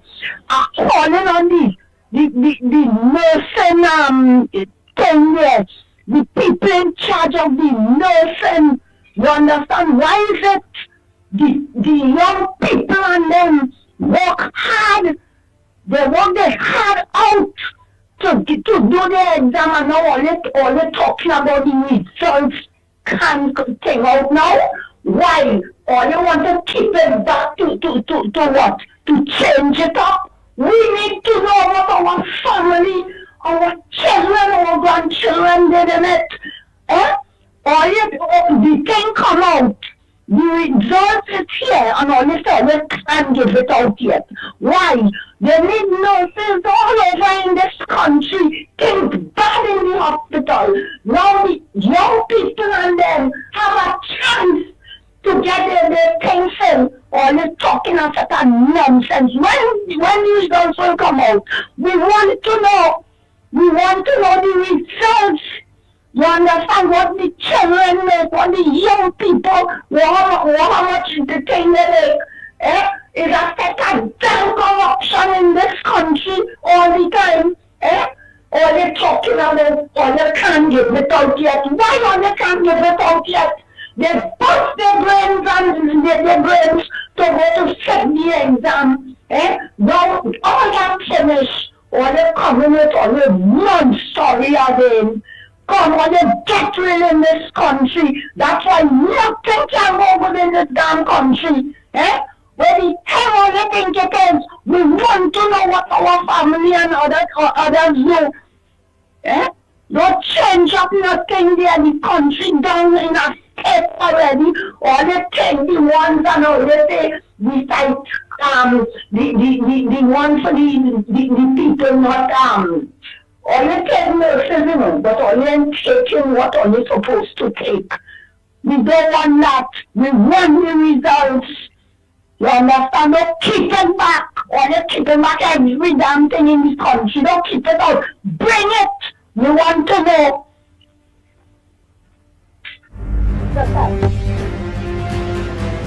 Bang, bang, bang, bang, bang. Good morning, caller. Where are you calling from? And welcome to the Ground Report. What's your contribution on the Ground Report this morning?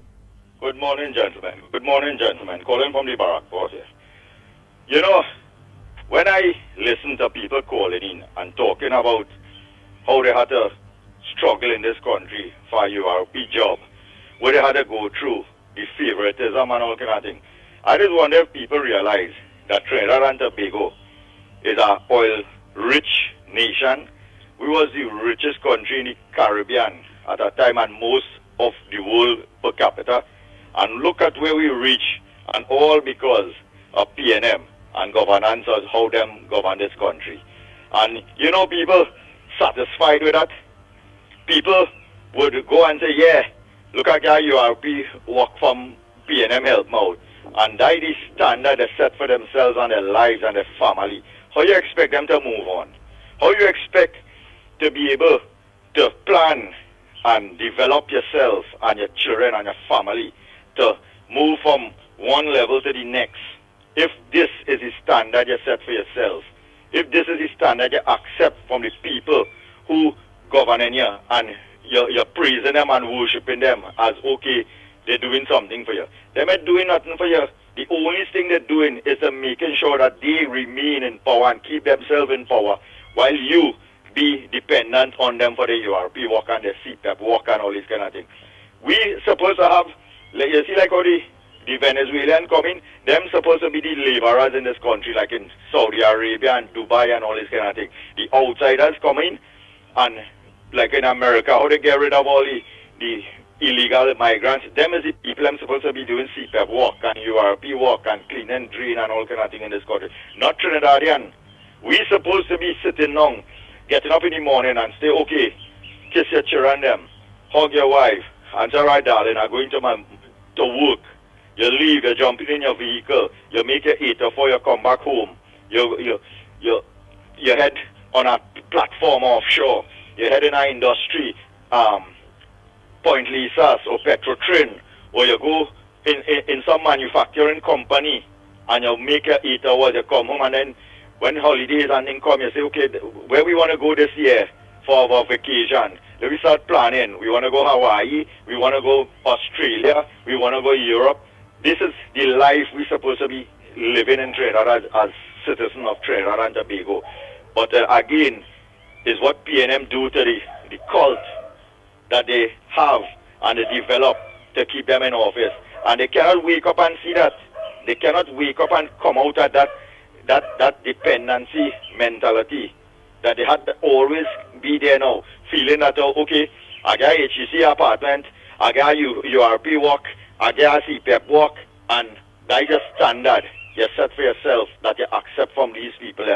All you have to get out of some way, find a way to dig out all yourself from that and start to put a standard of living that you could say, hey, I live, and your children them growing up wouldn't be turned into the gang leaders and the drug pushers and them as their mentor and their idol and leadership. They look at going to school and competing with the other students and say, hey, you want to become a lawyer, I want to become a doctor, I will be the best mechanic, I will be the best whatever, and set that standard for them. So their life wouldn't be living like if it didn't have no value, no worth. If you don't put value and worth to something, it could be how good, it means nothing, you know. And that is the culture of lifestyle. The people who support the PNM this show for their children. So by 17, 18 years, I think them done looking to face the prisons in the country. This kind of thing then supposed to be happening. And if people by now cannot wake up and understand that while the resources running out, let me tell you something. The future for Trinidad and Tobago and the citizens of Trinidad and Tobago is very, very, very bleak.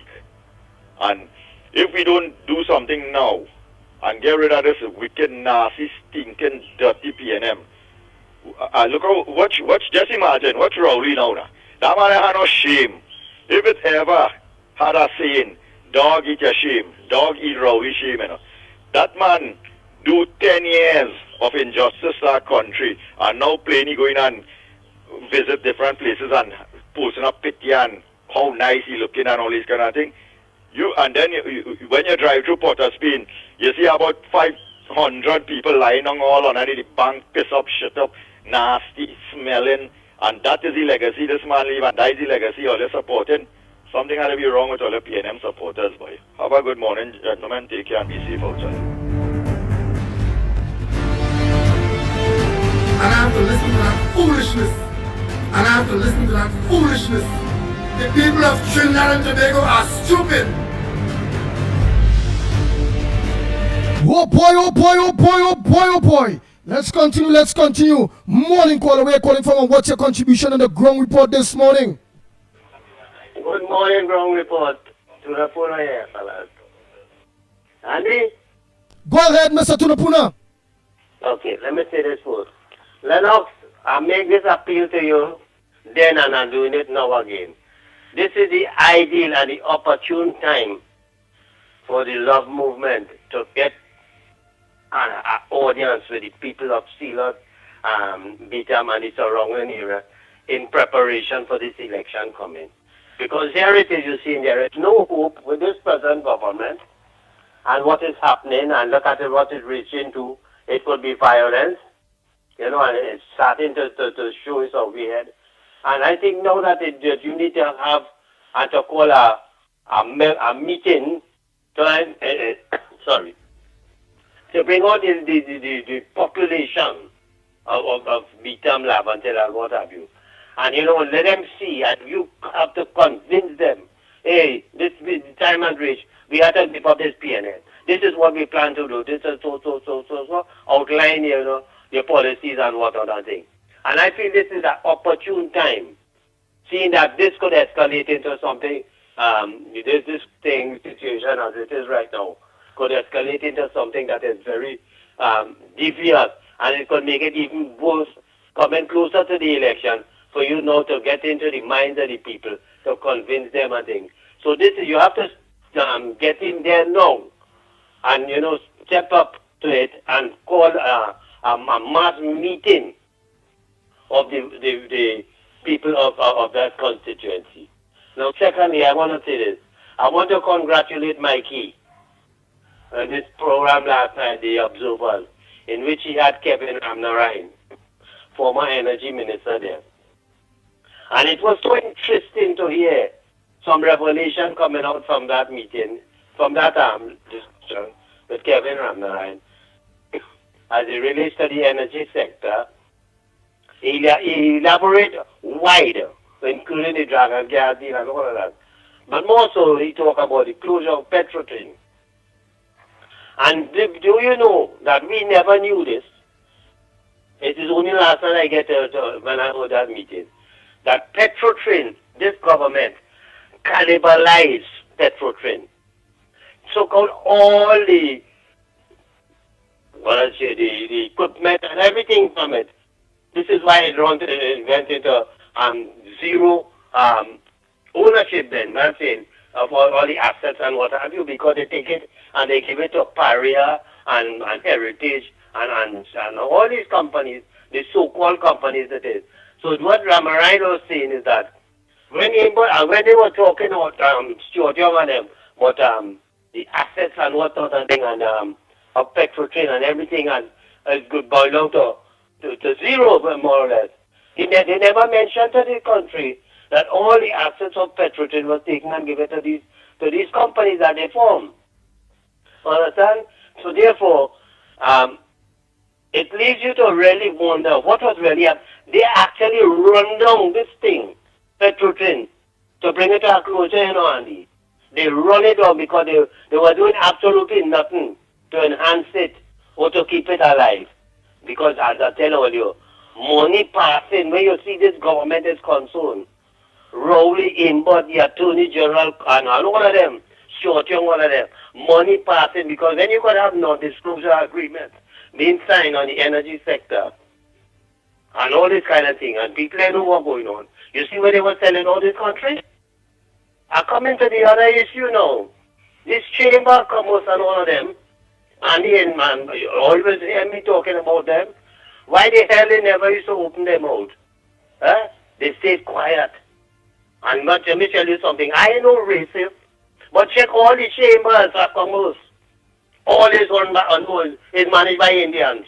All of them. The Point Lisa, the Chaguanas, the South, all you name it. And this is what these people, because I'm going to tell you something, and as Mikey mentioned it last night too, he called my name, and I always make mention of these chambers and all of them and what other thing. They were prepared to sell their soul, sell their mother, sell their family in order to get money. They don't care about the country. And that is, you see, where the chamber. Now, I always mention about the energy chamber, taxway driver and all this one. Where were they on all these issues? Huh? Where were they? They honor them. Everybody stay quiet.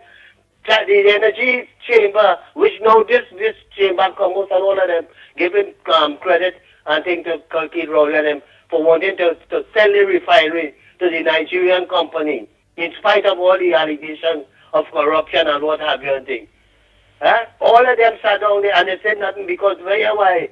When Keith Rowley and Stuart Young and them were signing an agreement for gas supply to the Point Lisa thing, you see what happened?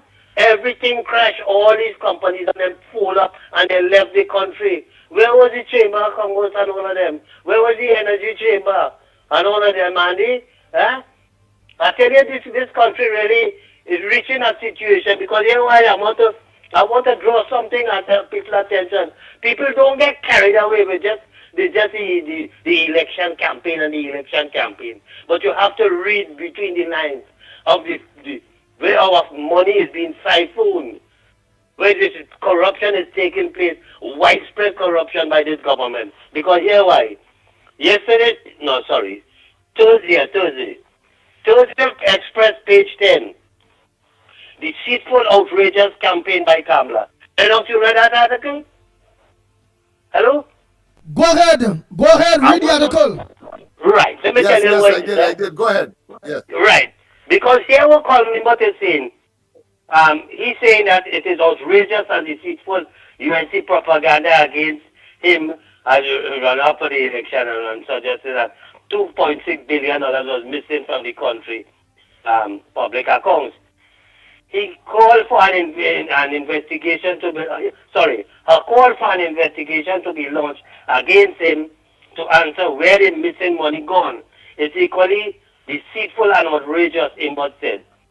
Pussat has been in public office since 30 years and is fully aware. The Minister, listen to this, the Minister of Finance is not required to, does not prepare, review, sign, submit or certify the financial statement of the declaration of certification in the public office. Who the hell has that responsibility, Lennox? Not the Minister of Finance?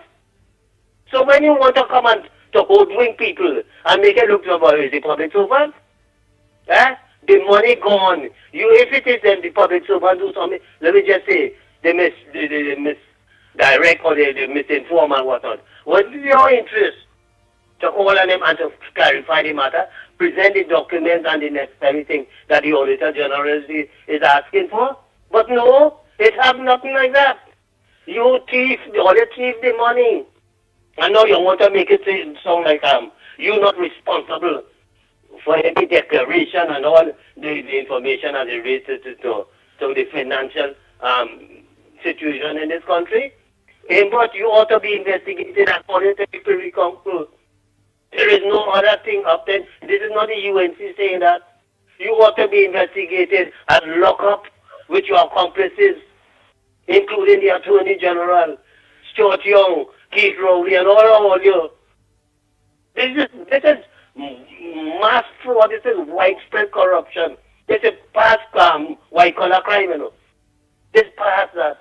This no right now all you should have been on that thing, on that arrest, and have all them locked up and have investigation going on. Or they shouldn't be there in office. Thank you.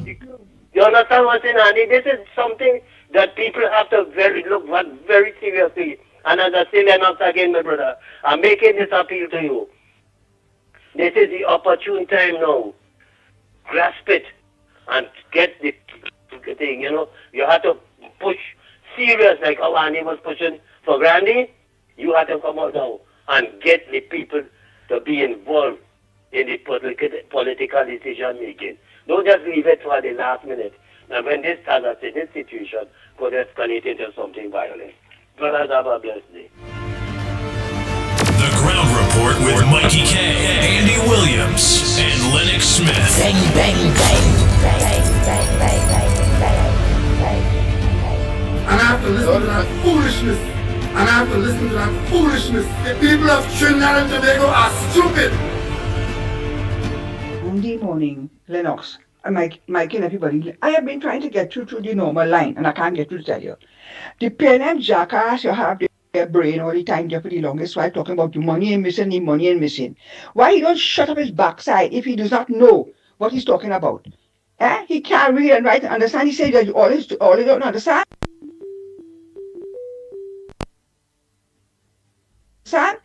If he listens to what the woman was saying or what the judges were saying, he will understand. But no, they only have a one-track mind. Pleasant good morning, Andy Lennox. Hey Andy, how much time I go talk to you so, but you want to talk to you like a pit bull too? But here what now, man? We are actually trying to say, let me do this thing, let me start in the little quest to live better. We need to go forward. We cannot afford people like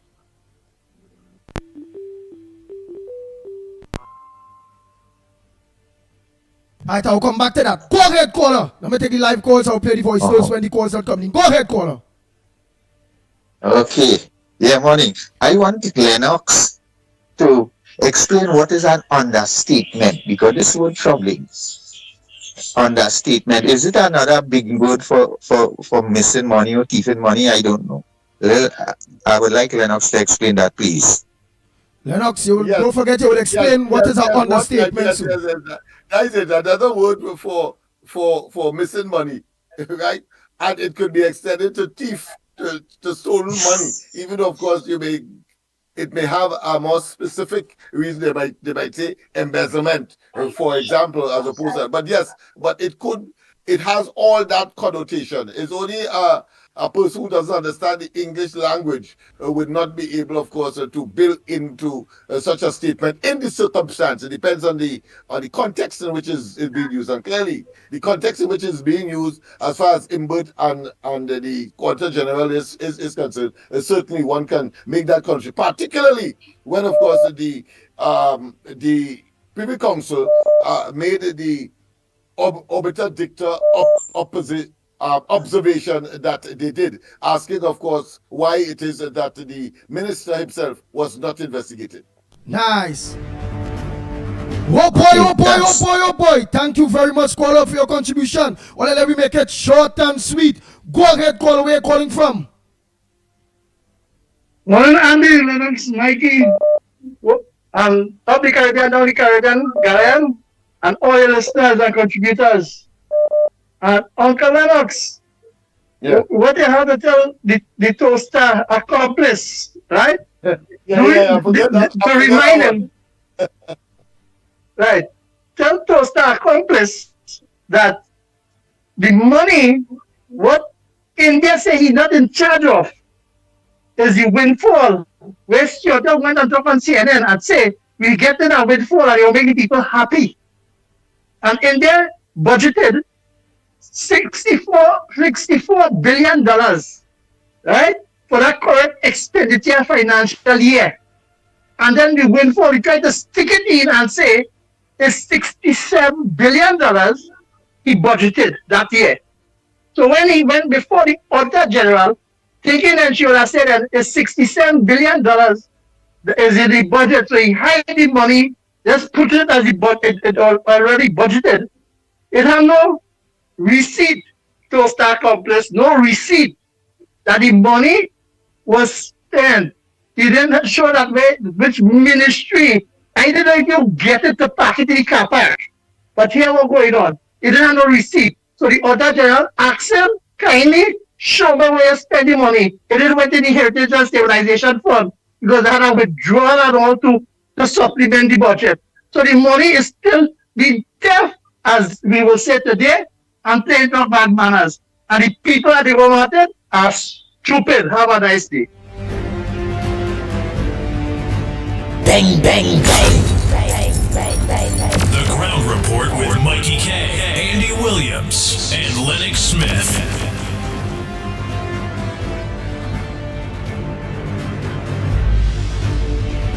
Andy, good morning to you, Lennox, Mickie, and to everybody out there. Oh, God, Potter's being, you open your mouth and you remove all doubt. You have no shame to call people desperate, call people dunce, all of the above, and because you are all of the above. You have no shame. You come here trying to sound intelligent, but all it's succeeding in doing is showing everybody what a fool you are. What a wasteless P&M fool you are. You have no shame to talk about people intelligent. Listen, altar classes are free. And you know what, your P&M heads, it's like freeness. Altar classes, that is adult education classes, are free. Try enrolling in some classes so that you wouldn't come and open your mouth here to sound intelligent and you ended up sounding like a fool. Here, you ended up sounding like a fool. Oh, God, I'm real sorry for you. You're trying hard. You're trying hard. You're showing your desperation. Oh, my God. PNM better pay you real good for all the stupidity that you just be spewing here in the morning, you know. Good morning again, Andy, Lennox, Mickie, and to everybody. Oh, God, Lennox, you just confused the man further. You know the man have limited understanding. He can only take in what he has on the paper, what they give him to read. You know that. But look at you going now to use all your big words to confuffle him further. Central Girl, we have him busy, we have him antsy, that he had to come here and call us dunce. Well, it takes a dunce to know a dunce, you know, Port of Spain, right? And you know what? Seeing that we have you like that, jumping like if you have ants in your pants, We pushing you. We not backing down. So you could call me over names you want. And I'm sure Central feel the same way. Call names, call us names. We don't care because we still want to know where the money gone, where the $3 billion gone. Anybody could say what he want, and as Lennox rightly said, why did the law lords ask why is Imbot not being investigated? So they could say what they want, or they could turn it left, you could turn it right. You could turn it in the front, you could turn it in the behind. It's still missing. Money is missing. And if you feel by coming and insulting everybody, we will forget it, you lie. You lie. Thanks a lot, Andy. Bang, bang, bang. The Ground Report with Mikey K, Andy Williams, and Lennox Smith. And I have to listen to that foolishness. The people of Trinidad and Tobago are stupid. Oh boy, oh boy, oh boy, oh boy, oh boy. Again to each and every one of you that are local to us maybe for the first time on Guile, Trinidad and Tobago. Guile throughout the Caribbean. Welcome to the #1 program in Trinidad and Tobago, The Ground Report.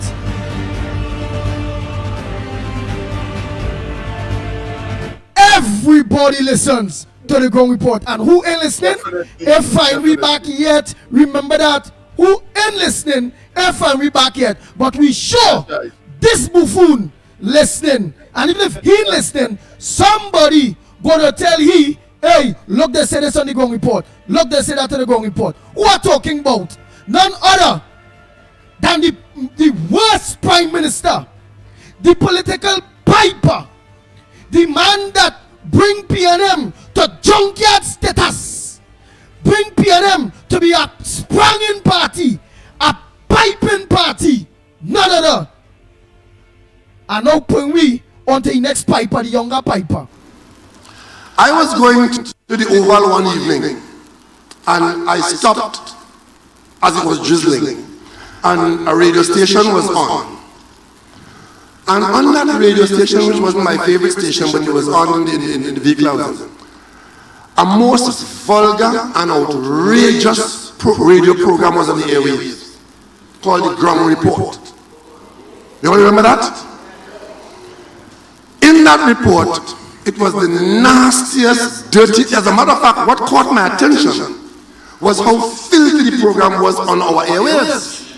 And I was asking myself, how could this be permitted on the airwaves of Trinidad and Tobago, election or no election?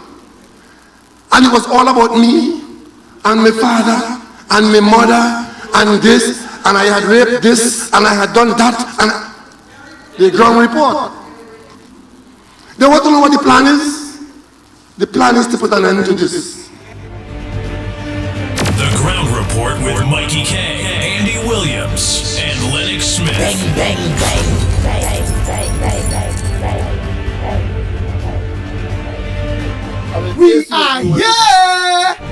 Bah! We ain't get frightened yet. We ain't going nowhere. Who ain't find we yet? Will find us soon. Bah! You ain't frightened yet, Rowley? You ain't frightened yet, PNM? Surprise! In fact, Andy, the irony, the contradiction is that he is leaving whilst we are still here. He plans to leave, let me put it that way, but we are still here. So, of course, we know that a set of hogwash. And incidentally, for those of you who heard that clip for the first time, we never mentioned the man's father nor his mother. That is part of just as Imbert trying, of course, to go around the Melbury bush. They call it circumlocution, roundabout talk, in order, of course, to try to deflect attention away from them. It is called circumlocution, going around without, of course, coming to the facts, because they cannot, because it can't stand up. The defense cannot stand up, so they have to, of course, try to, but for the purposes of course, informing people like Mr. Paul Spain and others who are that stupid to, of course, absorb that kind of nonsense for reality. Go ahead, caller. Pleasant good morning to you, and welcome to the Good morning, Report. good morning, good morning, Mr. Lennox. Good morning, Mr. Andy. Good morning, Mikey. Good morning, Trinidad and Tobago. Good morning to everybody who's on the live. Andy, listen to this now. You know, Lowly, this evil, wicked, nasty Prime Minister, this evil man, right? He already gave the Caribbean to come and the judge, you have for the elections now. Oh gosh, the word slip of my mind. Nevertheless, see what happening, right? They might come and say about the elections and stuff for the Caribbean people. But you know, I hear a program yesterday where the man from Barbados called these Caribbean people who's supposed to come and say about the election in Trinidad and Tobago here. That we only invite to come and say about them elections, right? And next thing you know, the man called them and said that corrupt people and all kind of thing. So if these corrupt people come in, right, to say about our elections, which is really going in Trinidad and Tobago, and I suggest, and I really suggest, they should get a tape from TC and Heavy and get the kind of things that coming out of Barbados. Discipline America, boy. Wait, another thing. Hey, yeah, I want to find out some police spend you want to St. Elizabeth School or what? Eh? Oh God, boy, oh God, we are built now. Anyway, I go on, God bless.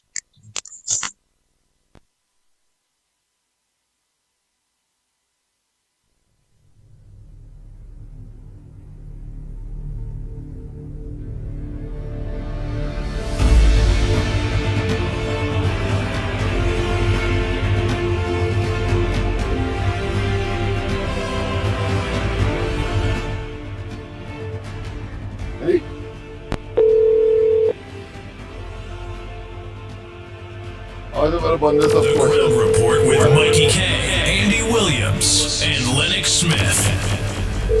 Bang, bang, bang, bang, bang, bang, bang, bang, bang.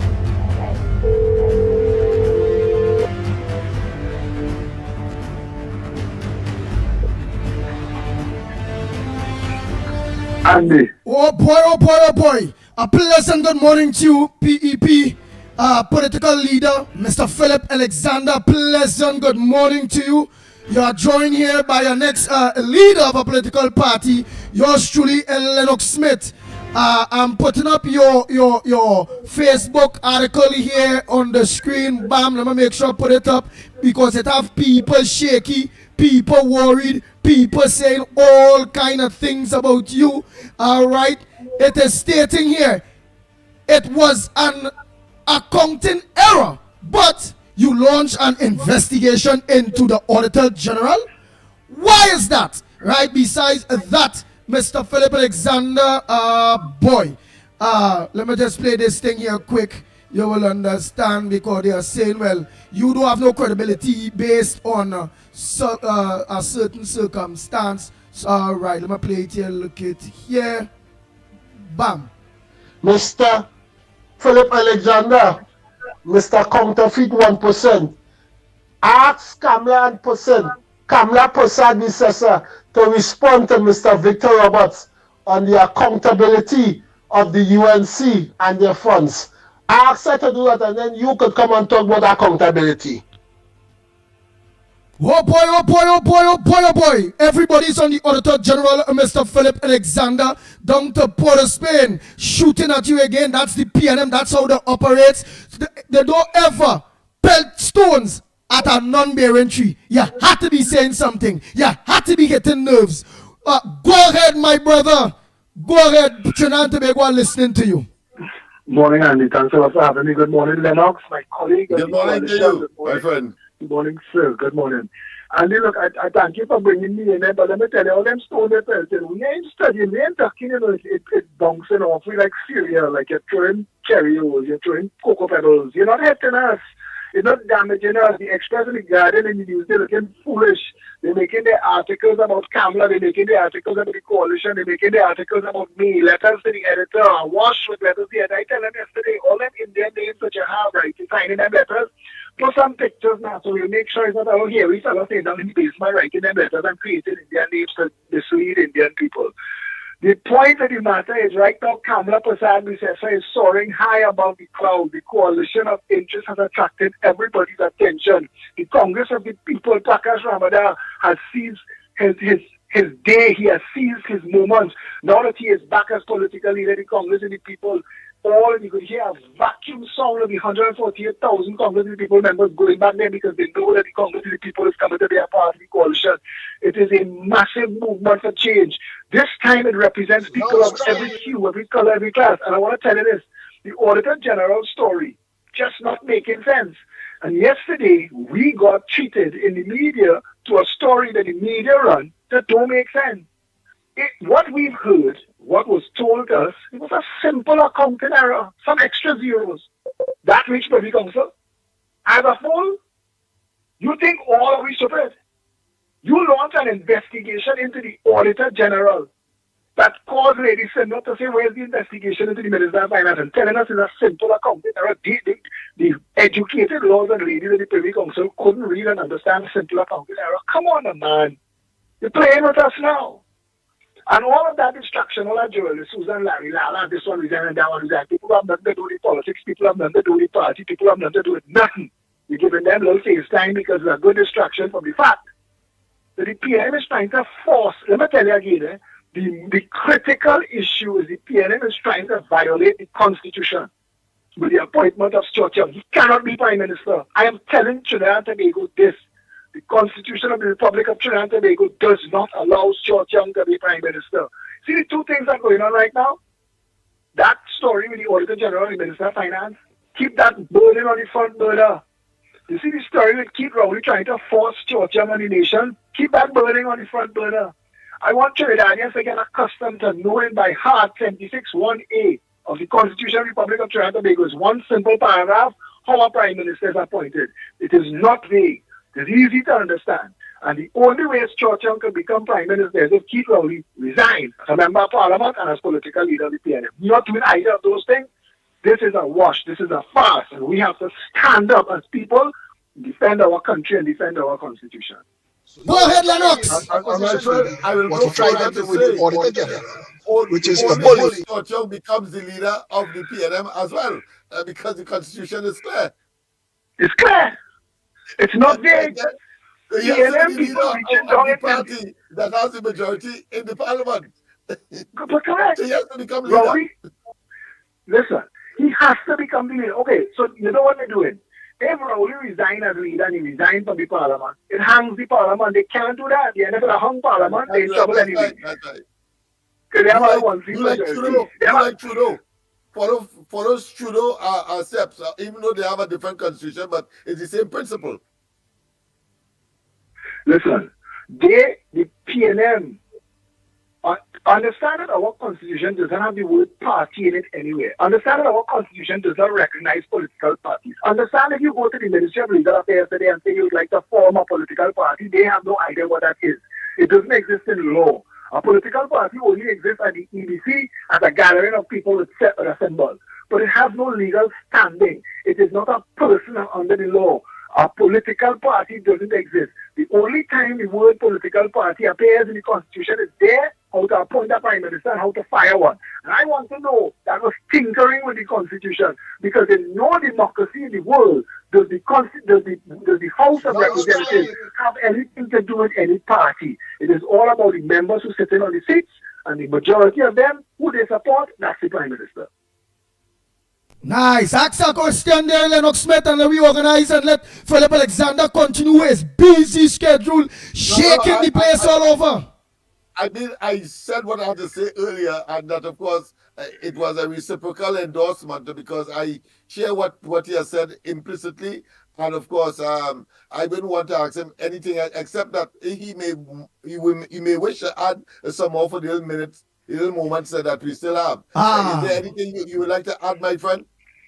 I want to say that I am so proud and excited to be part of the team that is the Coalition of Interest. Lennox, the work that you and your team have been doing in Laventille to bring the people of Laventille into the 21st and 22nd century. The people finally going to have representation. It is a good day to be alive in Trinidad and Tobago. I remember when Sprangaland said, until you fix the navel of the country, Morba, Britam, Laventille, and Silos, until you deal with them and you fix them, the country could never be nice. It could never be proper. It could never go forward. And I know that you and your team working hard to fix that. And I want to say this morning, Kamla Prasad Bisesa has brought together a powerful organization that represents all interests, all faiths, all creeds, color, class, everybody together in a coalition of interests. She called it a coalition of interests. She's not playing. She don't want to leave. Want to come. Let me work together to save this country. She knows she has a plan, and she want to make sure that everybody sitting down around her. This is the closest we will ever come to proportional representation. She giving everybody a voice, and anybody who have any senses for them will come out of the house today, find themselves close to their cameras, bend the knee and say, I want to be part of what you're doing. Beautiful, beautiful, my friend. A further endorsement. I endorse implicitly and without reservation. Yes, and thank you very much, of course, for your Have a great day, guys. Thanks for reaching out. Have a great day. The people of Trinidad and Tobago are stupid. The people of Trinidad and Tobago are stupid. And I have to listen to that foolishness. The Ground Report with Mikey K, Andy Williams, and Lennox Smith. Bang, bang, bang, bang, bang, bang, bang, bang.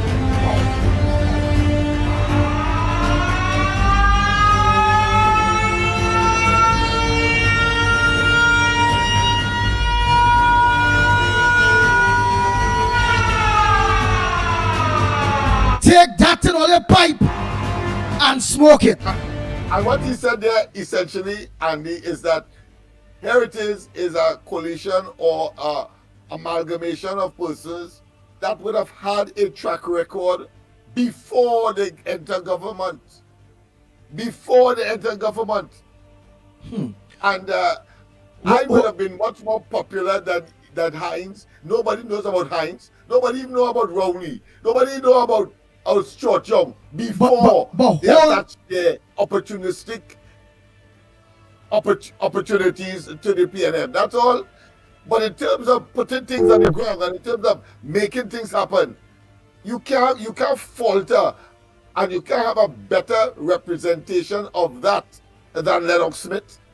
Institution, but you can't have a better representation of that than Archbishop Barbara Grayburg. You can't, and I could talk about a number of persons. However, I know that Mr. Porter Spain might have been attached in some time or another to the two desperados. Maybe that he believed that he could have that. But when coming to, of course, serious intervention of a generic nature, multifaceted and multidimensional, you had to talk to a man like me. You must talk to me.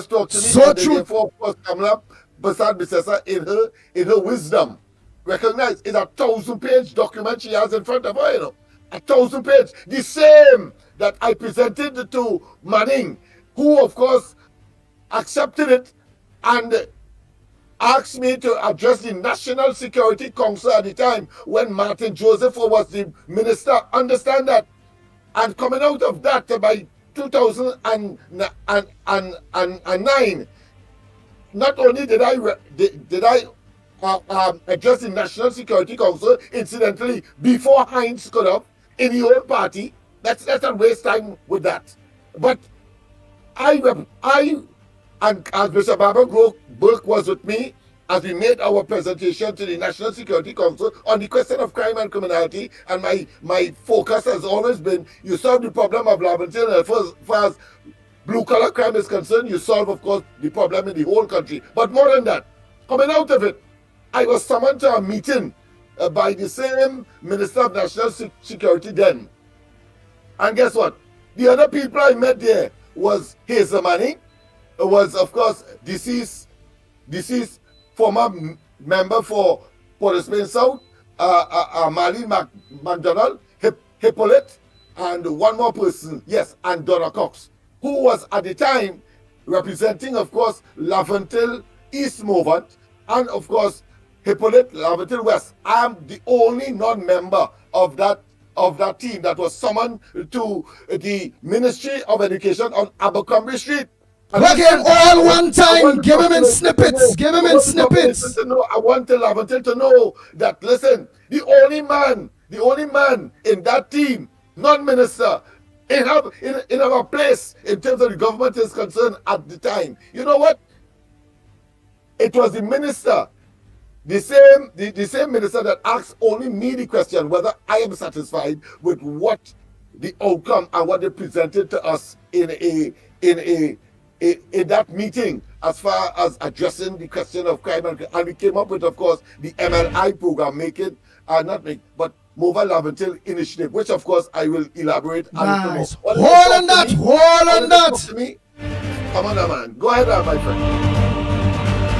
The Ground Report with Mickie K, Andy Williams, and Lennox Smith. The people of Trinidad and Tobago are stupid.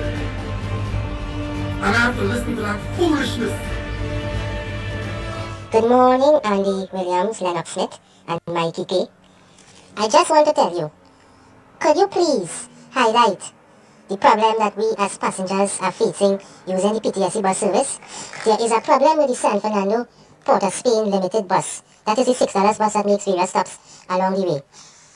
Andy Williams, what is going on with PTSD in San Fernando? We keep getting a lot of small buses. Some of the buses do not take standing people. Some of the buses do take standing, but they are very small. We have to wait sometimes every 3 hours to get a bus from San Fernando to Port of Spain, especially in the afternoons on Mondays to Friday. What is going on with PTSD? Just the other day, I was down there 1 o'clock. The bus came 4 o'clock. I was in the San Fernando bus terminal, the bus came 4 o'clock. And if you see the big buses going to Guayari from San Fernando, 2 big buses, and people hardly using them. And yet you're packing people in these small San Fernando Port of Spain buses. Just the other day, they had an articulated bus, one of the long buses with the 2 sections and the piece in the middle. That was packed up for 2 years. It didn't use. Then, last week, we get one articulated bus to work San Fernando Port of Spain. So who the government trying to fool? As soon as we are on the cusp of an election, they gave San Fernando Port of Spain one long bus, and you had the bus down for 2 years, and you wasn't fixing it. So what is really going on here? You're telling me that a city service, people are waiting. The bus always cancelling, the bus coming late, so then the bus don't come at all. And you have, a lot of buses in San Fernando just park up there, doing nothing and rotting down. I want whoever it is managing PTSD to know, do your job properly, please. Especially in San Fernando, we need a reliable bus service to Port of Spain. You have people who are working in Port of Spain, you have children going to school in Port of Spain. Fix the bus service. And then sometimes, Andy, they're taking out some real old buses to go San Fernando Port of Spain. And the bus going to squeak like a mouse. And you have to pray to the Lord that they get to Port of Spain in one piece. So then the buses have no air condition and they're hot. Right? The new buses, Andy Williams, with the tinted glass. When you're driving in those buses and the driver switch on the AC, the bus bathing everybody. If you see the amount of water falling down from on top through the vents, like a shower, the only thing we didn't do is carry a soap to bathe.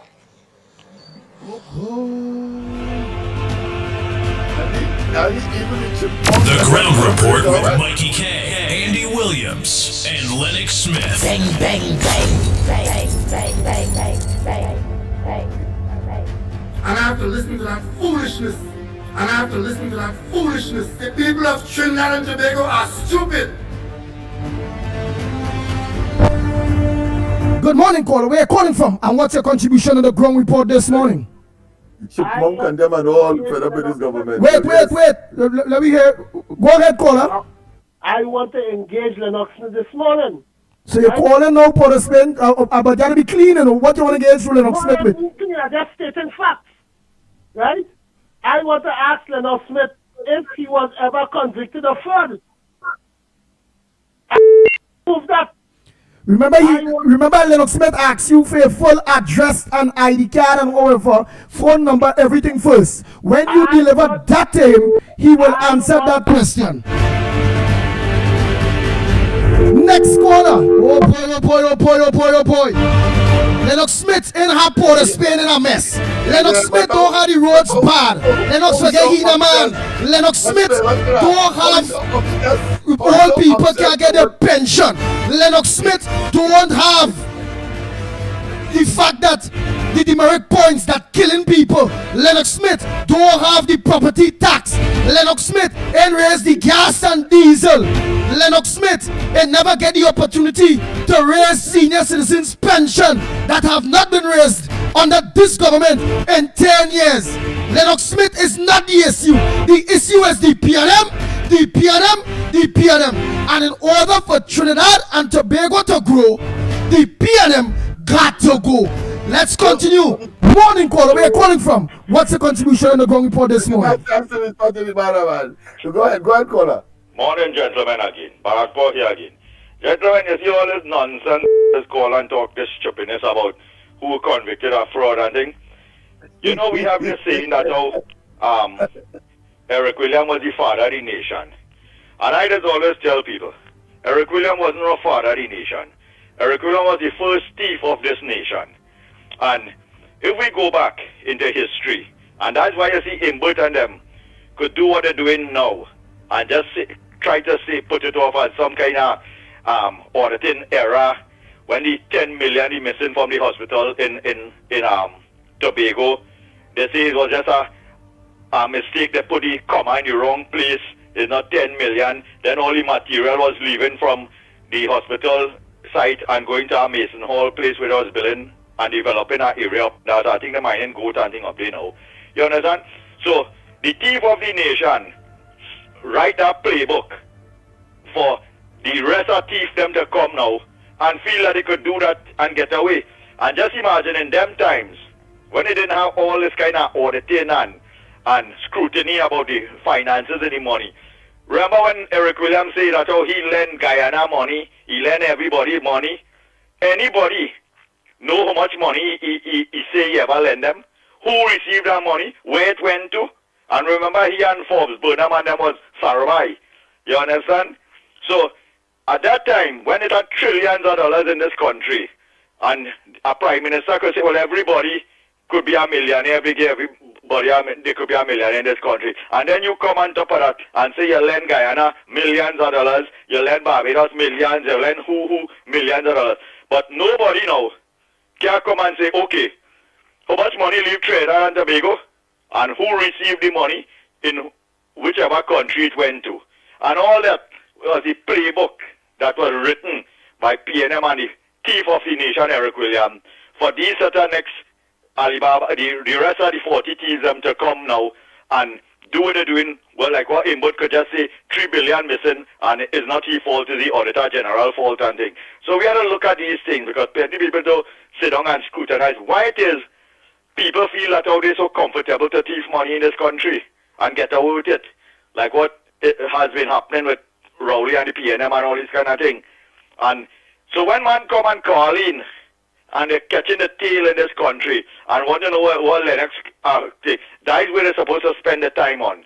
And say, hey, look, my whole life, I reached this point where I had a call and try to find out if my man was convicted of fraud or he had any fraud charges, rather than the thief have all the living wall is.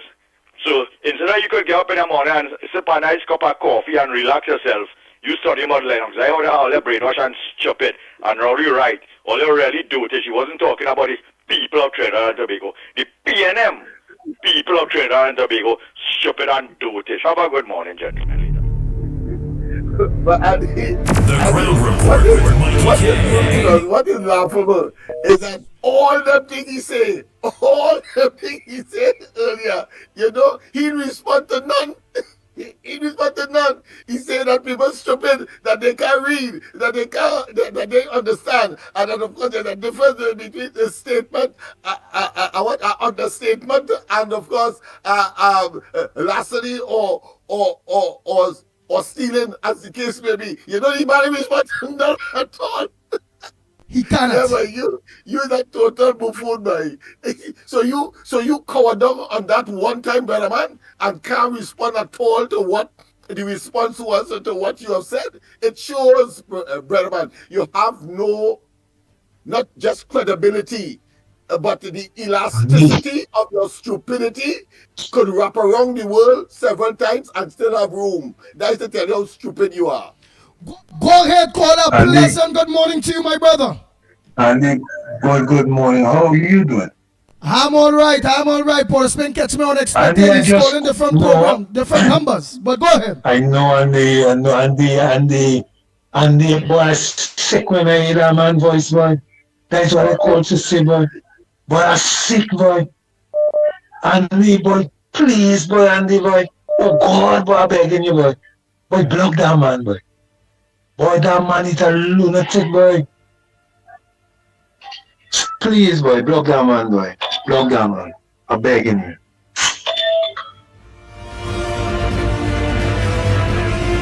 Bang, bang, bang. Mikey K, Andy Williams, and Lennox Smith. Port of Spain, take this chat tine and boil egg fart for your stupid understatement you just made.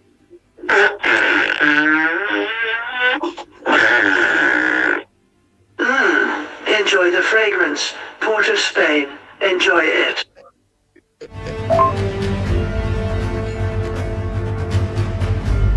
The Ground Report with Mikey K, Andy Williams, and Lennox Smith. Hi, good morning, Andy. Come up here. Well, Carnival is over, and Imbut used Parliament to dismiss his charges, what he's supposed to answer to the Auditor General, Ms. Ramdas. And the next one again is they make a lease for our oil refinery when the public was only studying Carnival, right? So now that Carnival is over, I hope the public gets sober now and realize they get an African company to come and take our oil refinery, which that oil refinery belongs to we, the citizens of Trinidad and Tobago, not the government, not Imbut, not Rowley, not Stuart Young, right? And we have to wake up now and unfix what they fix over the Carnival, right? You see that 2.6 or $3 billion that went missing, unaccounted for? He would have to answer. He would have to answer because he's going to tax this country again. I don't know if that money went into the PNM building that they have in Port of Spain, or if it's split up. You see, Rowley never make a statement. He just moved Imbut from acting prime minister. Why? Why did he do that? So, Andy, now that the Carnival is over, I want Imbut to answer where the money gone. That is our tax dollars. And that is no little bit of money, for any kind of error. And then why did he take it to the Privy Council? So he's trying all how to get the heat off his, Heat off his, go ahead. You know what, right? So let us see. And that guy from Port of Spain will be calling we people, my ground report people, buffoon and whatnot. He's a real buffoon. Somebody write that for him to come and our program and the program, right? And relate them such a crap that he's talking about this morning. Who knows, maybe him, but who knows, maybe, go ahead. Oh boy, let's continue. We have some other voice notes have to be played. Everybody listens to the Ground Report. Him but write that and give it to him. Take care, come out for now. Good morning, gentlemen. This is Marval here. Now, one thing concerns me.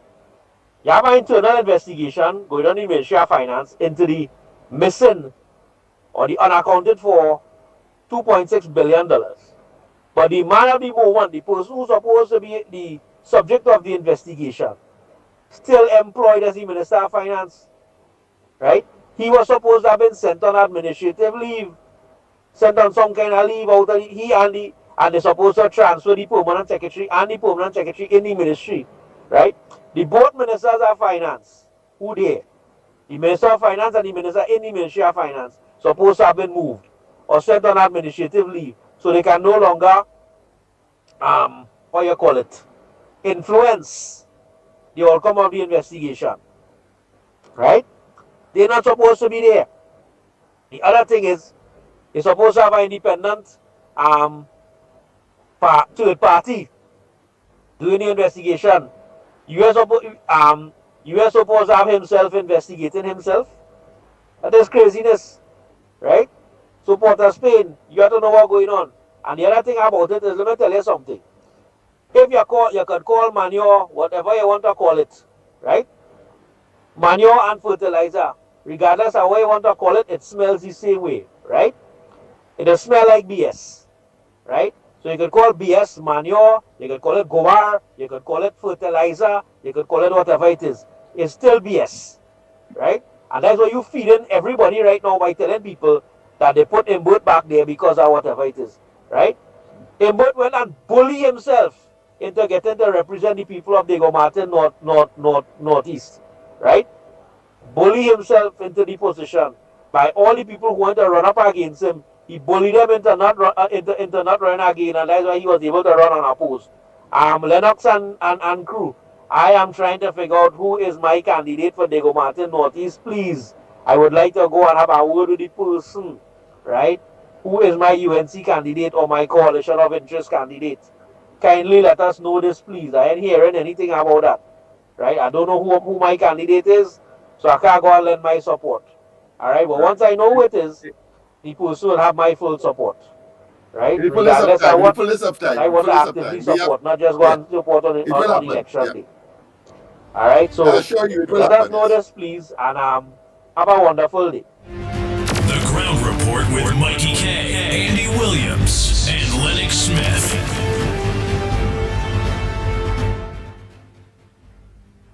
Hi, morning, guys.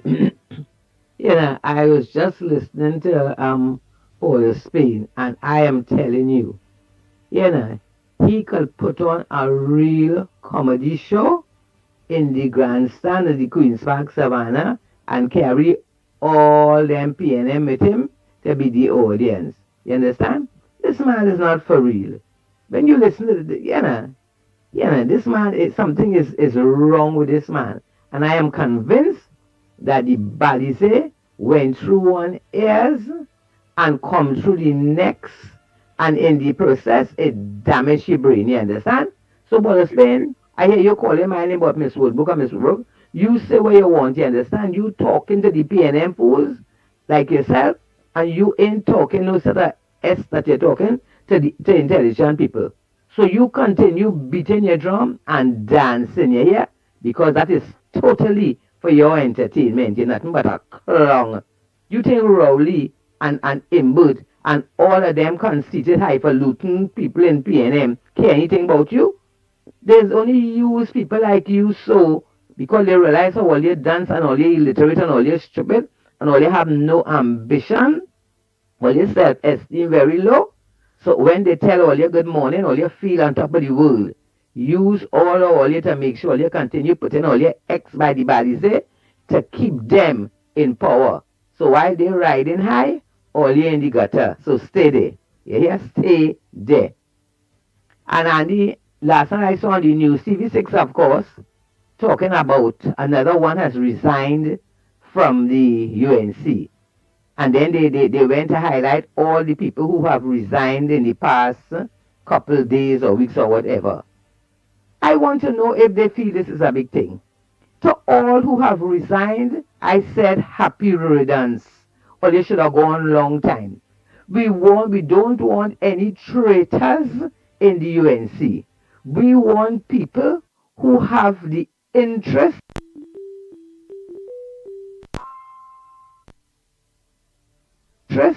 of Trinidad and Tobago and the Mr. Ramnarine, right after Miss Woodbrook voice note, you'll get in.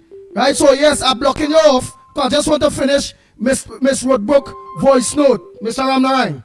And the people of Trinidad and Tobago had. We want people in the UNC who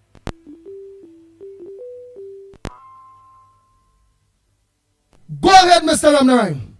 I will finish with Woodbrook voice note. Good morning, Andy. Good morning, Lennox. And good morning, Mikey. Good morning. Good morning. What I want to say is very short. Why Imbert shouldn't be probed? When he bring out a committee to probe the Attorney General, the Auditor General, he's the one should be probed because he handling the money. And he knows damn well where the money gone. He and his cohorts, Rowley and them, they know where the money gone. So now they're jumping out of the fence and trying to push the blame. Imbert trying to push the blame here, there, and everywhere. He run out of excuses. He don't have any more excuse or any more blame to cast on anybody. All the way down when the comment change is to put a silver bracelet on his hand. You see? Where he get money to build all those big buildings? Where he get money to do all these things that he's doing? You understand? And he tried to push the blame here, there, and everywhere. He tried probing the Auditor General. She cut his ass. She gave him a good beating in the Privy Council and elsewhere. And she still had more beating to give him. You see? The only place fit for these guys, like Rowley, Imbot, Stuart Young, is the jail. Put them in the jail. You understand? Because they thief the money. That's why Trinidad cannot prosper. People can't have money to buy medication. They want to cut people pension. They want to do this. They want to do that. Eh? And whereas they fill in their pocket with big, high up salary. You see? And this is a thing that is being spread all over the world. You know? These guys don't have shame. They thief the money. 9 years they're in government. They thief the people money. They haven't showed one progress. Every road in Trinidad is a very deplorable condition. People can't get water. And you live in Canada, and you live in Canada, and you know that every road. Well, yeah, but you're correct. Go ahead. Yeah, I come to Trinidad once a year or twice a year, and I could see it. I read the news all the time, you know. And this is real ridiculousness. And the is trying to push the blame on other people, or civil servants. What the hell civil servants have to do with accounting? You see? You are the Minister of Finance. You are the one handling the people's money. How much you push in your pocket? You can't give accounting. Look at public transport. You understand? Look at Carl. 9 years they haven't done an audit. Where all the money going? You see? And Carl, which is formerly BWIA, Carl Caribbean Airlines, that is under call him Bert itself portfolio to where the Minister of Finance portfolio. He's in charge of Caribbean Airlines, the finance. Yeah. And his son is working. And his son is working there. And let me tell you something. These guys ought to be in jail. Whenever government change, these guys ought to be behind bars. You're taking the people money.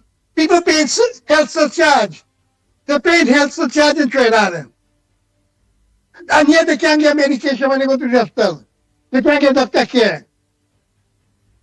You understand? You're paying national insurance. You can't get your national insurance when you retire. You see that the difference with us here? When we retire, we get the old security, which is pension, and the CPP, which is like national insurance. Plus, we don't pay no health surcharge. And we have free medical care. At my age, I get free medication from the government. You see? So all in all, these guys full in their pocket, and they don't care. And I want to tell people in Lavatel and Sealots and all these environs, all to wake up, open all the eyes, and see what PNM has been doing to all these years. There's an ex-mayor from Point writing once in a crap about Kamala all the time. I want to ask him if he's listening to this program, what PNM has done for Point 14 people. What PNM has done for Point 14 people. He said he was an ex-mayor. You see? So these people, Rowley, and them, it's their own people that killing them and making them suffer. And I think, and every African country, the leaders suffer their people. They suffer their people. And these people get immune to that. And the same thing in Trinidad. You know, people, Trinidadians, I want you all to open your eyes. Take out the Yampi and see what is going on. You think Stuart Young is different than Rowley? No, Stuart Young get his training from Rowley. Rowley is Stuart Young's tutor. He got his training from Rowley. You understand? And you all better like get him and open your eyes. All right, Mr. And get rid of Ramalan. government. All right, don't choke. Anyhow, I would have to say. All right, don't choke. Don't let them choke you. Don't let the liquor to Jumbi choke you there in Canada. You. Yeah, well, liquor to Jumbi. And look at the amount of people getting killed. The amount of people in the sea getting killed. The amount of people, they can't recover people's body as yet. And tell me, since Rowley get into power, here, the island, the country has gone upside down. You know, they've gone upside down. You know, because Rowley believe in Obia, and the Obia is going to overtake you one of these days. Because he has to suffer for a very long time before he dies. You know, babies have medication. People have money to buy medication for the babies out this kind of thing. And you know, Andy, that's what I say this morning. You take care, have a nice day, you and Andy, and you're going to Mikey. Bang, bang, bang. The Ground Report with Mikey K, Andy Williams, and Lennox Smith. Who are looking forward to a better country, a better nation, a better life, a better everything for this country. Because we have reached so low. We have to work now to get back on top. You understand? So all who resign and all when the TV6 and the CNC reveal is big news, it ain't no a big news. We want them to go. We let me clean house. So when we come out, we coming out strong. You understand? These people are about self. They are not about country. You understand? They like a set of little children because they ain't get what they want or they ain't think what they want. They ain't looking for the betterment of the country. They're not looking at the terror, yes, I will call it the terror that the PNM has unleashed on this country for the past almost 10 years. If they really wanted to fix that, they wouldn't be with this sort of damn stupid childishness. All you want to resign and go. And all you rest in there who deceitful and think, or they do the same thing, follow them. You understand? PNM have so much bacchanal, so much I think they, but all them just keep quiet because Rowley warned them. You understand? They say we will destroy you, and they pay that tape, and remind them. Rowley threatened them even when he shook Stuart Young and them. They couldn't say a word. Everybody had to agree. Rowley say Stuart Young going to be the new prime minister, and everybody had to say yes, massa. You understand? They ain't talking about that, but they want to tell you it's a strong party, it's a disciplined party, it's a this party, it's a party of gangsters, people who have to stay in line because Rowley tell them, we will destroy you. We keep each other secret. And if you oppose, we will destroy you politically. It is the code of the Costa Nostra, wherever the hell it is. And they play that tape and remind them, you understand? So all of them in PNM, they can't resign because of what Rowley done threatened them. And they can't resign because all of them getting the pound of flesh. You think they're going to leave that? Them ain't care about country. They don't care about people. They care about themselves and they care about money. You understand? So people, as I always like to say, yellow is the code. When UNC win, we win.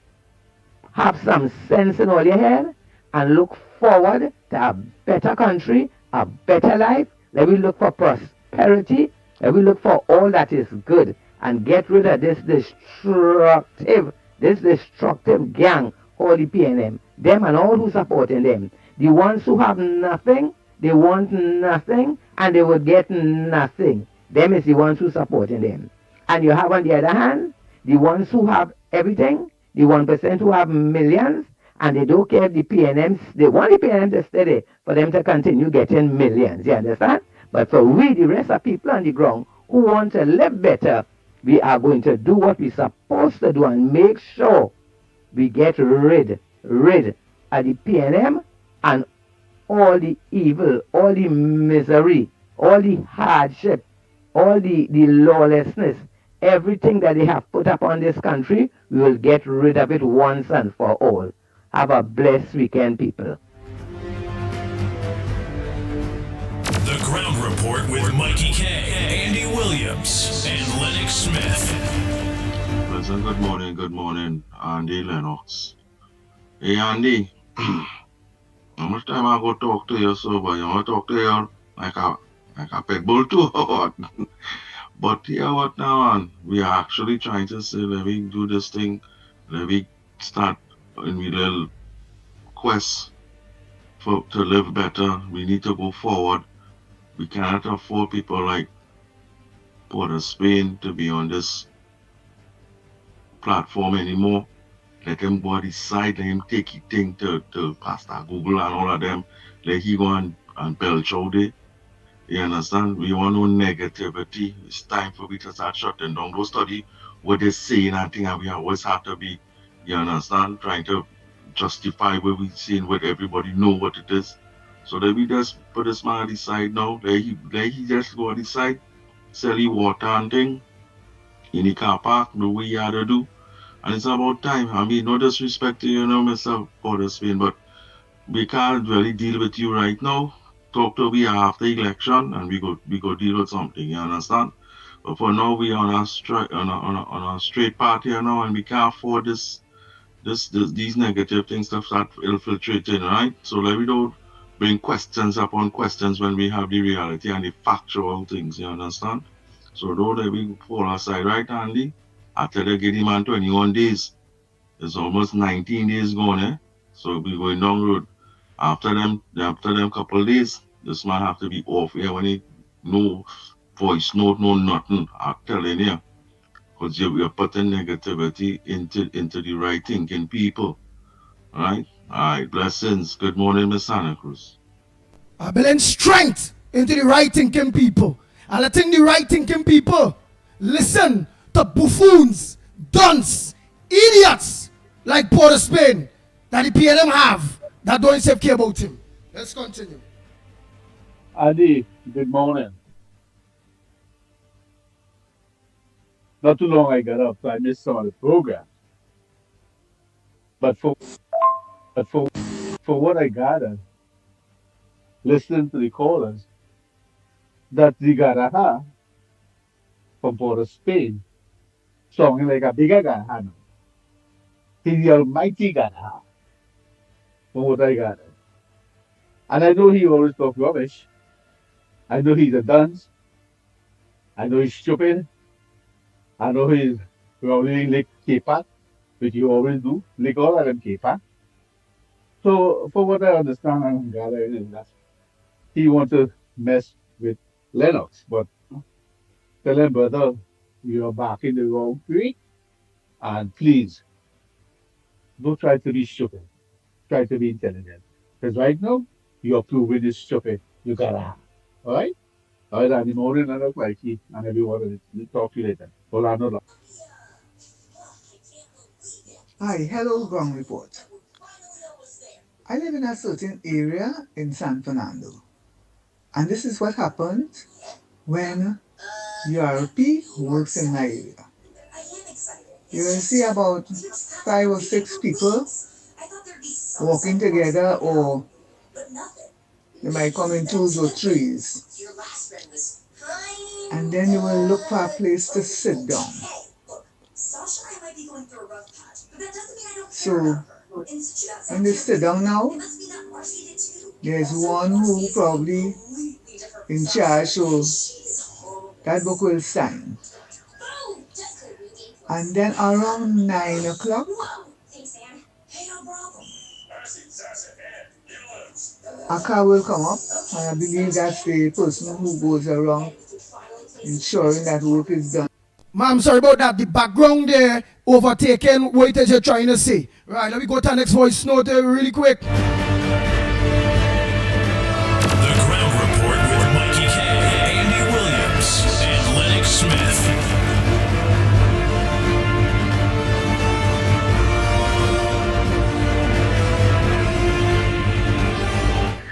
A donkey is a best animal by the Lord's son. You not a donkey, you is a mule. You went to school in August, or eh? You went to school in August. Stop calling this radio station and talking stupidness, because Lennox Smith is a very educated fella, and the very educated fella, and Mickie is a very educated fella. have a black and pet Andy William, Andy and Lennox Smith and Mickie all have a black and pet day. Some go to school in August. Go to school in the beginning of the year. Have a blessed day. Good morning, Andy. Good morning, Mikey. You see them? That was in P&M. Giving the problem is beat them. Still at an East West corridor that's full of maxi loads. And kind of to get your RP card. And literally they give one man 20 gang, next man 10 gang. And all that goes in the back canal and pretend down there. And you know, contract, box jail, to the community center. No election here coming, the children are born on the ground now. This wicked P&M government. So give me a little work in Monto Bay, 3 Caribbean season, the place busy. So I went on there sign a tell make only sign for 1 day alone. So I started posting them. And I know men die getting paid, men in jail getting paid. I know the corruption. I know your application. So I go to my head office, take a little help. And then the woman coming from so far thing, and then she tell me she go put one from 12 to 2. But she trying to transfer me. They don't send a report already, so they blacklist me, victimize me. How evil and wicked the P&M is. Fireburn the P&M, the Prime Minister's corridor, take the thing and fool them out. That's why they take your European CPAP. Correct. Take what they're giving you all to you, the P&M areas. Take everything they're giving you all. Because it's only once a year, only election time that does that. And make sure and vote them out in order for Trinidad and Tobago to grow. P&M got to go. This government is a taxing, lying, thieving, piping, sprung-in government. Might be cocaine taken too. The blight, the dangerous, the evil, and I can add more acolytes to what I have to say there. Explain to you how dreadless this government is. Good morning, caller. Where are you calling from and what's your contribution on the Gong Report this morning? Calling from Carnage. Go ahead, Carnage. You want to call just make some statements concerning the corruption. Right? And he allegedly stated that people in jail and all kinds of things getting work. And I mentioned this a couple of months ago, no, a year ago, about this corruption situation. I was worried that wait until the government change. So these things were going on when it was 2010 to 2015, right? They were casting the opposition as more corrupt thing than ever happened. And what was wrong in 2010 or 2015 is wrong today. You are not taking notes about these things. As Andy said, I've been listening to the program. Just pick up on certain things. All you're not hearing these things, what these scholars are saying, Mr. Mickie, Andy Williams, and all you're not passing on this information to the relevant authority, but it started looking into these things. But Mr. Lennox, what going forward? Corridor transformation for Carnage is starting to start mobilizing, Mr. Lennox and Andy Williams. Carnage there, we don't know what's going on with UNC and Carnage. What was going on? I'm not a UNC, I'm not a PNM, but I'm willing to join this coalition of interests. Right? I am willing to give my support for this coalition of interests to get rid of this PNO administration. And I'm not seeing nothing going on the ground. We had a representation for Diego Martin West by the name of Mr. Walker, right, for the general election. We had another representative for 2 local elections. Where then? They just dormant.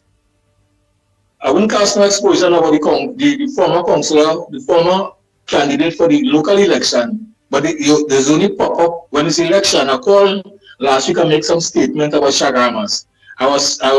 My statement wasn't, I was being sarcastic in a little while, but I was sending a message, but Mr. Tabaki didn't pick up and call and go, but who in power and all they want UNC to do it.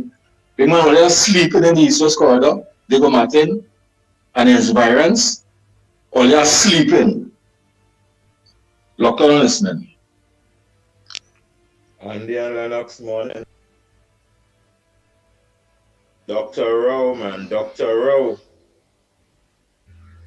Dr. Rowe is a very clever man. Dr. Rowe is a very clever man. We've been wasting our time for years with this man. But this man will be laughing at us in months to come. He'll be laughing at the country. He have profited big time. He have bought everything in Tobago right now. He sold everything. Tobago was full with people from Ghana yesterday took over Tobago. That Magdalena Grand Hotel and Golf Course, they'll be taking that over, and Rowley is part of the plan. The other golf course, same thing. Rowley and them has taken over everything in Tobago. If a new government have to come into power right now, they'll be taking over a shell. You know, shell, they'll be taking over a shell with nothing in it. Rowley have sold out everything. He has sold out everything. So when you all sit down here feeling it's a refinery only, think again. There's about 20 other things you all don't know about. And I don't like how we move in Tobago and take over these two main important things in Tobago. Because when these things were shut down, when the Hilton Hotel was shut down, it's the People Partnership Government led by Kamla Prasad Bissessa that reopened that place and turned it into the Magdalena Grand. Workers were happy to be back on the back on the jobs. They were happy.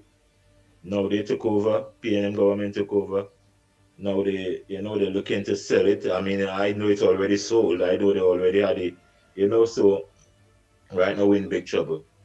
This guy, why are we saying all sort of things, doing all sort of things? This guy has profited big time. We've been wasting time all the time. I don't know if it's too late, but something must be done. We can't allow him to be laughing at us like that. We have to do something now.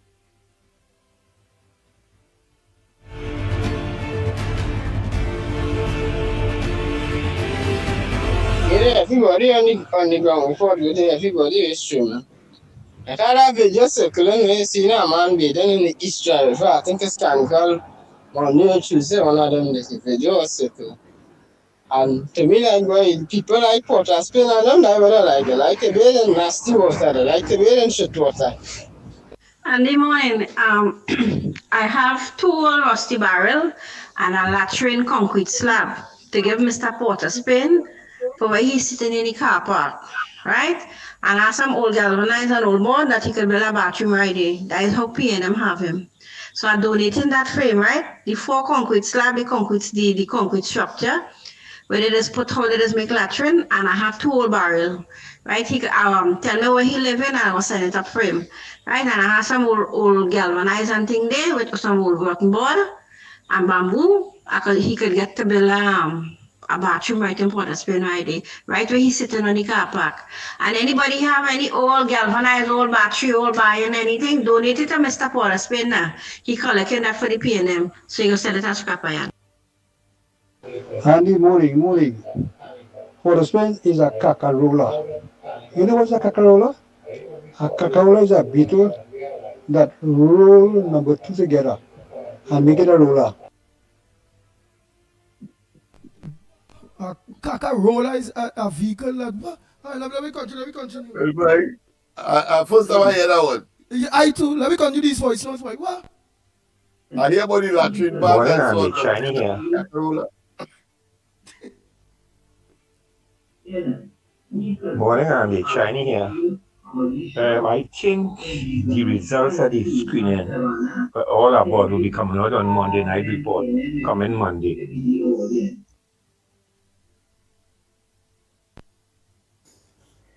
Gentlemen, good morning, and good morning to our ground report family. One would often wonder what goes through the mind of people like Mr. Harry Partap, a former Express employee of the South Bureau. Mr. Harry Partap writes a lot of bitter statements against the UNC administration. Now, since his son was kicked out of the UNC, Mr. Paltap became bitter, and he still carries that same bitterness to this very day.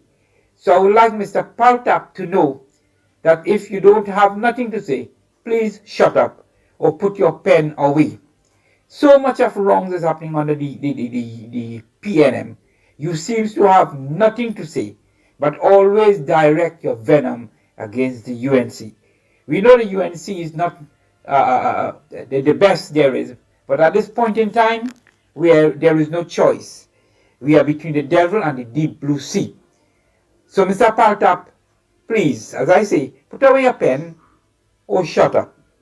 Thank you very much, gentlemen. Have a wonderful day and a good weekend ahead. The Ground Report with Mikey K, Andy Williams, and Lennox Smith. Good morning, Andy. Good morning, Lennox. Good morning to all my friends on the Ground Report. Listen, we missing Commander-in-Chief Mikey K, right?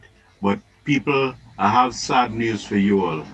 Don't expect Mikey K to be on our program again very soon, because you see, he had so enjoyed that carnival romp with Donna Cox and Sampa Kazoo that he's on a retreat now in Tobago.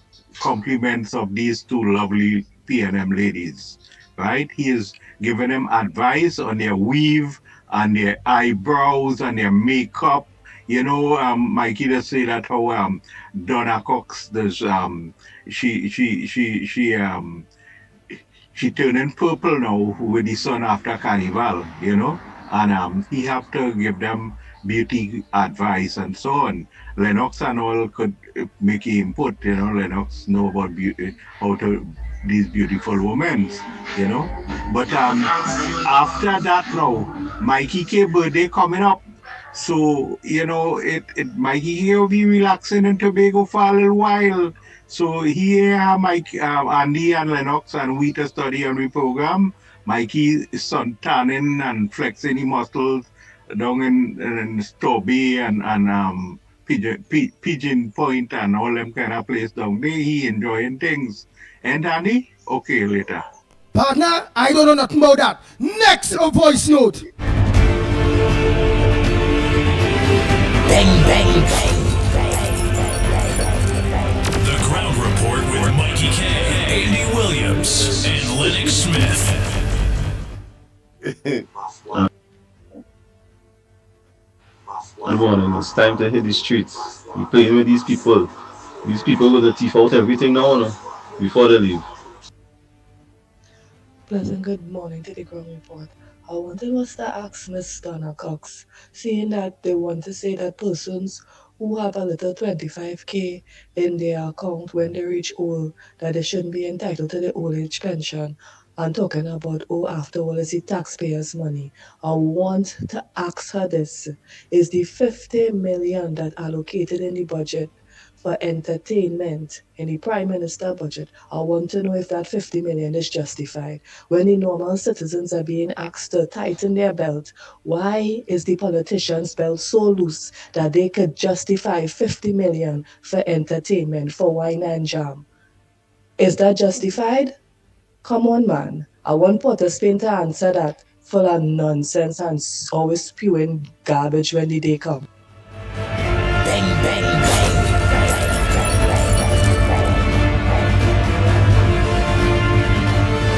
The Ground Report with Mikey K, Andy Williams, and Lennox Smith. And I have to listen to that foolishness. The people of Trinidad and Tobago are stupid. The people of Trinidad and Tobago are stupid. Bang, bang, bang. Bang, bang, bang, bang, bang, bang.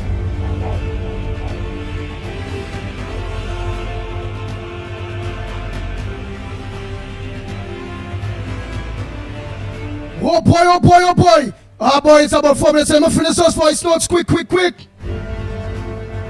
Do quick. I have a closing remark I want to make. A pleasant good morning again. Andy Lennox. That last caller was mentioning concerning the different members of parliament that who will be representing in different areas and nobody in common. That's the same thing with Upton City too. Yeah, I we don't see nobody we know it have representation, but they're not touching the ground, and that is the problem. You understand? They're not seeing them, or at least come out now and walk out or make announcements or something, give people the momentum now. All they're just sitting back. And that is why I like about Lennox. Lennox doing his thing now. You understand? He ain't waiting on nobody. You understand? What I'm trying to say, he not representing the front other areas. Is representing the Lavantil area. And he doing what he have to do. You understand? Every night on the program. But what I'm trying to say, Andy, you might be on a different scale closer to the UNC, and you might be the one have to tell them now, look, hey, put people on the ground. We need people on the ground for us to see. We're not seeing the people. You understand? Everybody only seeing them when they're having the little meeting and thing, but we're not seeing them on the ground. All right, so do the right thing, get them involved, and do what you have to do to get people back on it. I mean, you want to do your walkthrough, you do your walkthrough for 2 weeks, 3 weeks, whatever it is, and I guess it just falling back. You got to keep the momentum. You need to see more people outside there, all right? Blessings.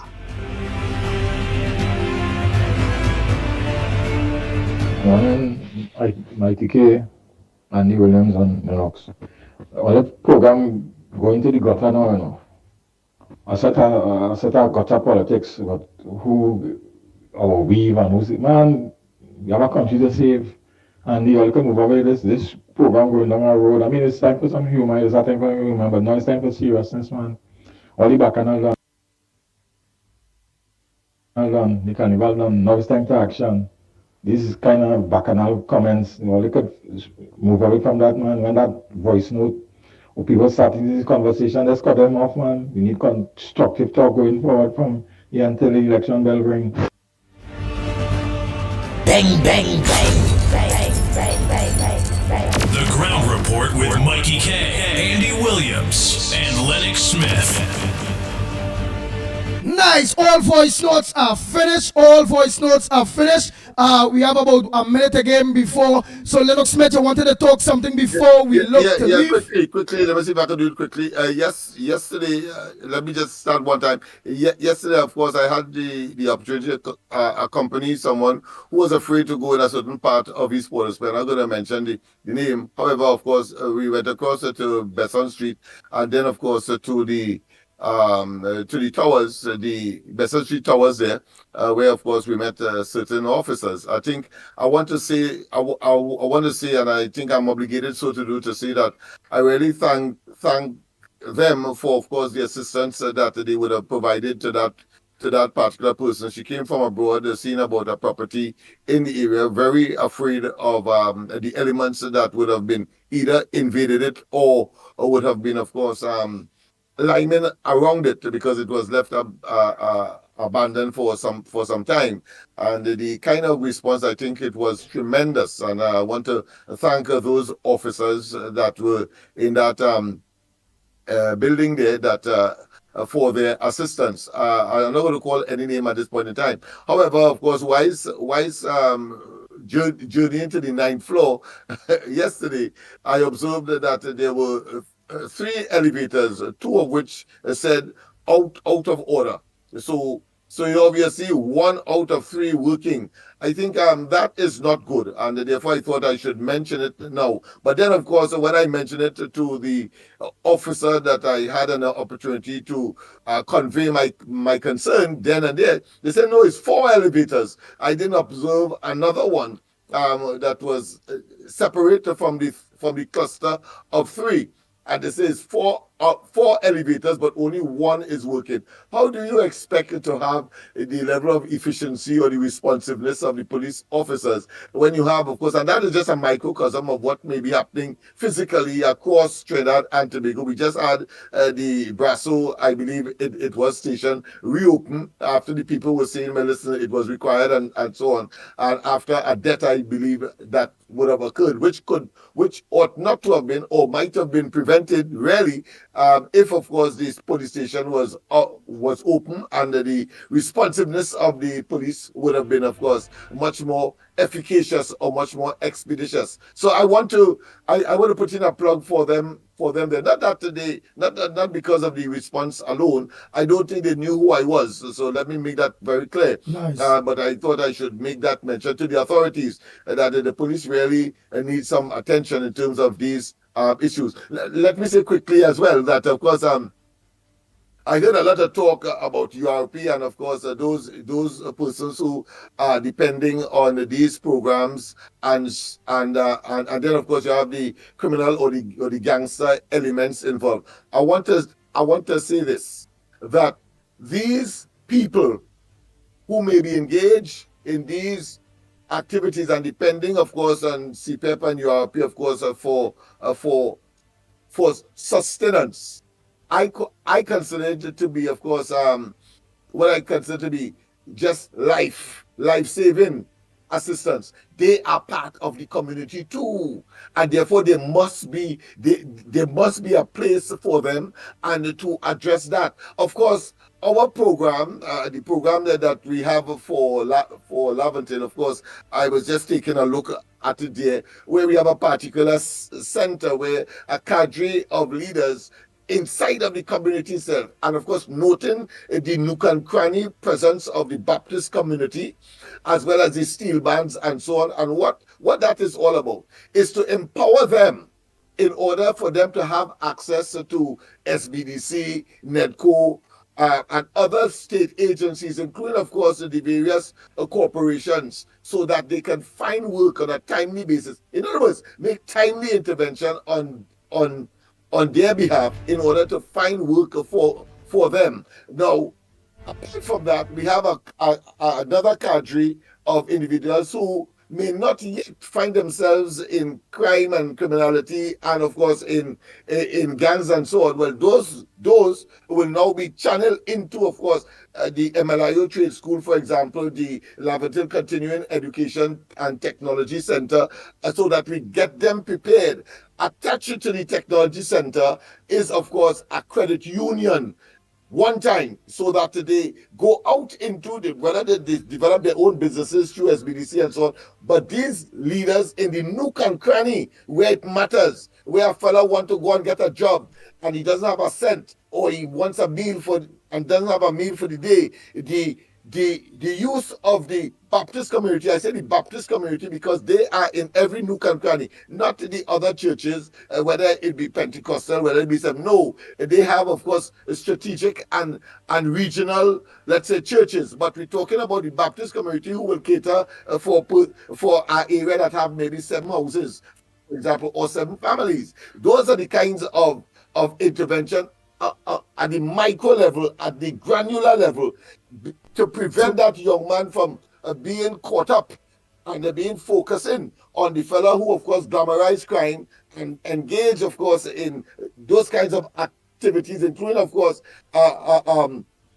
manipulating CPEP and URP and so on, and is able to use that power that they have to give that young man maybe a job, meaning that something to eat when the day come as a consequence, and they therefore see them as a leader and as people they could emulate. We are saying no, there must be a way to utilize all of those agencies, yes, but at the end of the day, each one must be so structured, tailored, so that they move that young man or young woman into a zone or a place where the attitude is not only changed, but can make a contribution beyond URP, beyond CPEP, and of course, certainly ensure on a sustained basis that they can mind their families, do good, and do favorable to their neighborhood, and they therefore shift away from a life of crime because they're seeing the opportunity. That is just one aspect of it, but I thought it was important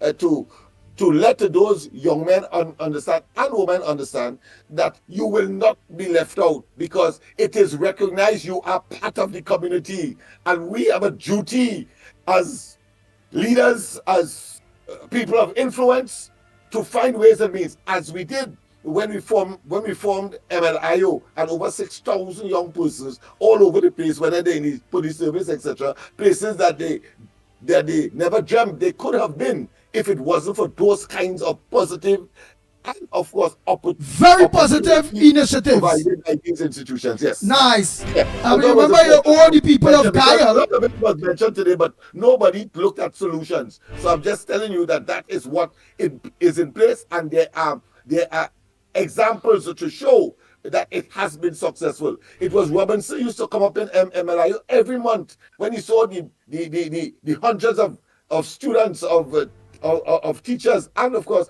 of parents, and so attending meeting religiously because there was something there that they belong to, that they could associate with, and of course advance themselves. Unfortunately, the PNM crush all of that, and we'll have more and more to say about that. Nice. So Monday, please God, you'll have to repeat all of that because we are already off Kyle a while now. So oh boy, and I like when information like this disseminating that it's across the board to everyone. Oh boy, Trinidad and Tobago, don't forget tonight, Spagos, no corridor transformation. It is what it is. I just want to read something quick from Andrew Macmillan. He said, why when Indian politicians in the UNC cannot have their way within the UNC party, they always try to mash up the party. There are Indians in the PNM, and you ain't hearing no bacchanal going on to pick Stuart Young as the new prime minister. All of them hold one's head. All of them on one head. That's what you're trying to say. But these power-hungry Indians in the UNC party always in confusion within the UNC party. Oh boy. Noted, Mark. Well, my response to that is very simple. Those Indians in the PNM are acclimatized to the shenanigans of the PNM. They know their place, because I want that caller or that statement is made by that person to realize that when coming to campaigning, you don't see them on any campaign trail though. I want him to observe when the Indians in the PNM, they are not at the forefront of the campaign, but they are inside of the party. They are recognized as token, and they have acclimatized to, of course, the corruption, nepotism, cronyism, and the criminal enterprise that the PNM has morphed into under especially Rowley and, of course, his minions. Nice. So Trinidad and Tobago, don't forget to look on Monday morning, please God, from 6 a.m. to 10 a.m. both on our podcasts on Real Media TT Facebook, Real Media TT YouTube, Corridor Transformation YouTube, Workers' Right Platform YouTube, and the Ground Report YouTube. On behalf of the Ground Report team, yours truly, the Pitbull of Radio, are saying we are out of here.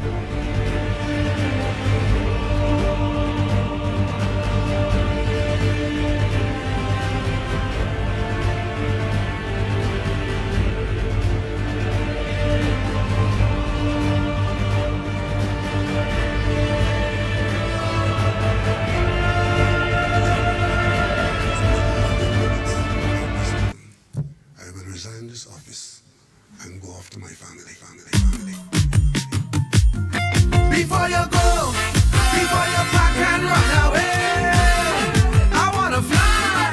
Before you go, before you think you'll get away. When you began in the Senate of opposition and waited your turn. Then with Manning as your PM giving directions, you studied and learned. You paid attention to Robbie Pandey Kamla, observe all their mistakes. can make none that we can take. Cause we give you a turn to ride in DPM1 motorcar. We change the whole interior with propaganda, it's smelling drunk, sour. We give you 2 turns as PM of this nation. So now it's my Creole obligation to give you a turn before your resignation. Remember, it's me who call Eric Duffy. We call Chambers Duncy. It's your turn now. It's me who beat Robbie like a Bobali. It's your turn now. So if we say you are a bully, don't take it personally. Your turn now. Go tell your friends and your family, it comes with the duty. It's your turn now. Do not believe that we are afraid to call a donkey a ass or a spade a spade. We will pepper you like a chow. Dr. Row, it's your turn now. Before you go, before you pack and run away, I wonder what Penny and Amy have to say. Before you go, before you think you'll get away, you tell the world you go lock Calda heart up. Once you get the vote. You said the buck is going to stop at the TP top when you took your oath. The airport scandal section 34 email gate. Like a raging bull, you declared war and we took the bait. But since you get your turn, nobody in jail for corruption. Since you get your turn, no members of the opposition in prison. Since you get 2 turns, you promise to set things right. White collar crime you vow to fight, but is a set back with no fight. Remember, it's we who call Pandy racist. We even call him rapist. Your turn now. Silver Fox end up in jail till he come out looking frail. Your turn now. So if we say your government represents the 1%, your turn now. Really rich get richer, the poor man in the gutter. Your turn now. Do not believe your powers of Lekato could overthrow the power of a Calypso. The ancestors wouldn't allow Dr. Rao. Your turn now. Before you go, The Ground Report with Mickie K, Andy Williams, and Lennox Smith. Bang, bang, bang, bang, bang, bang, bang, bang, bang.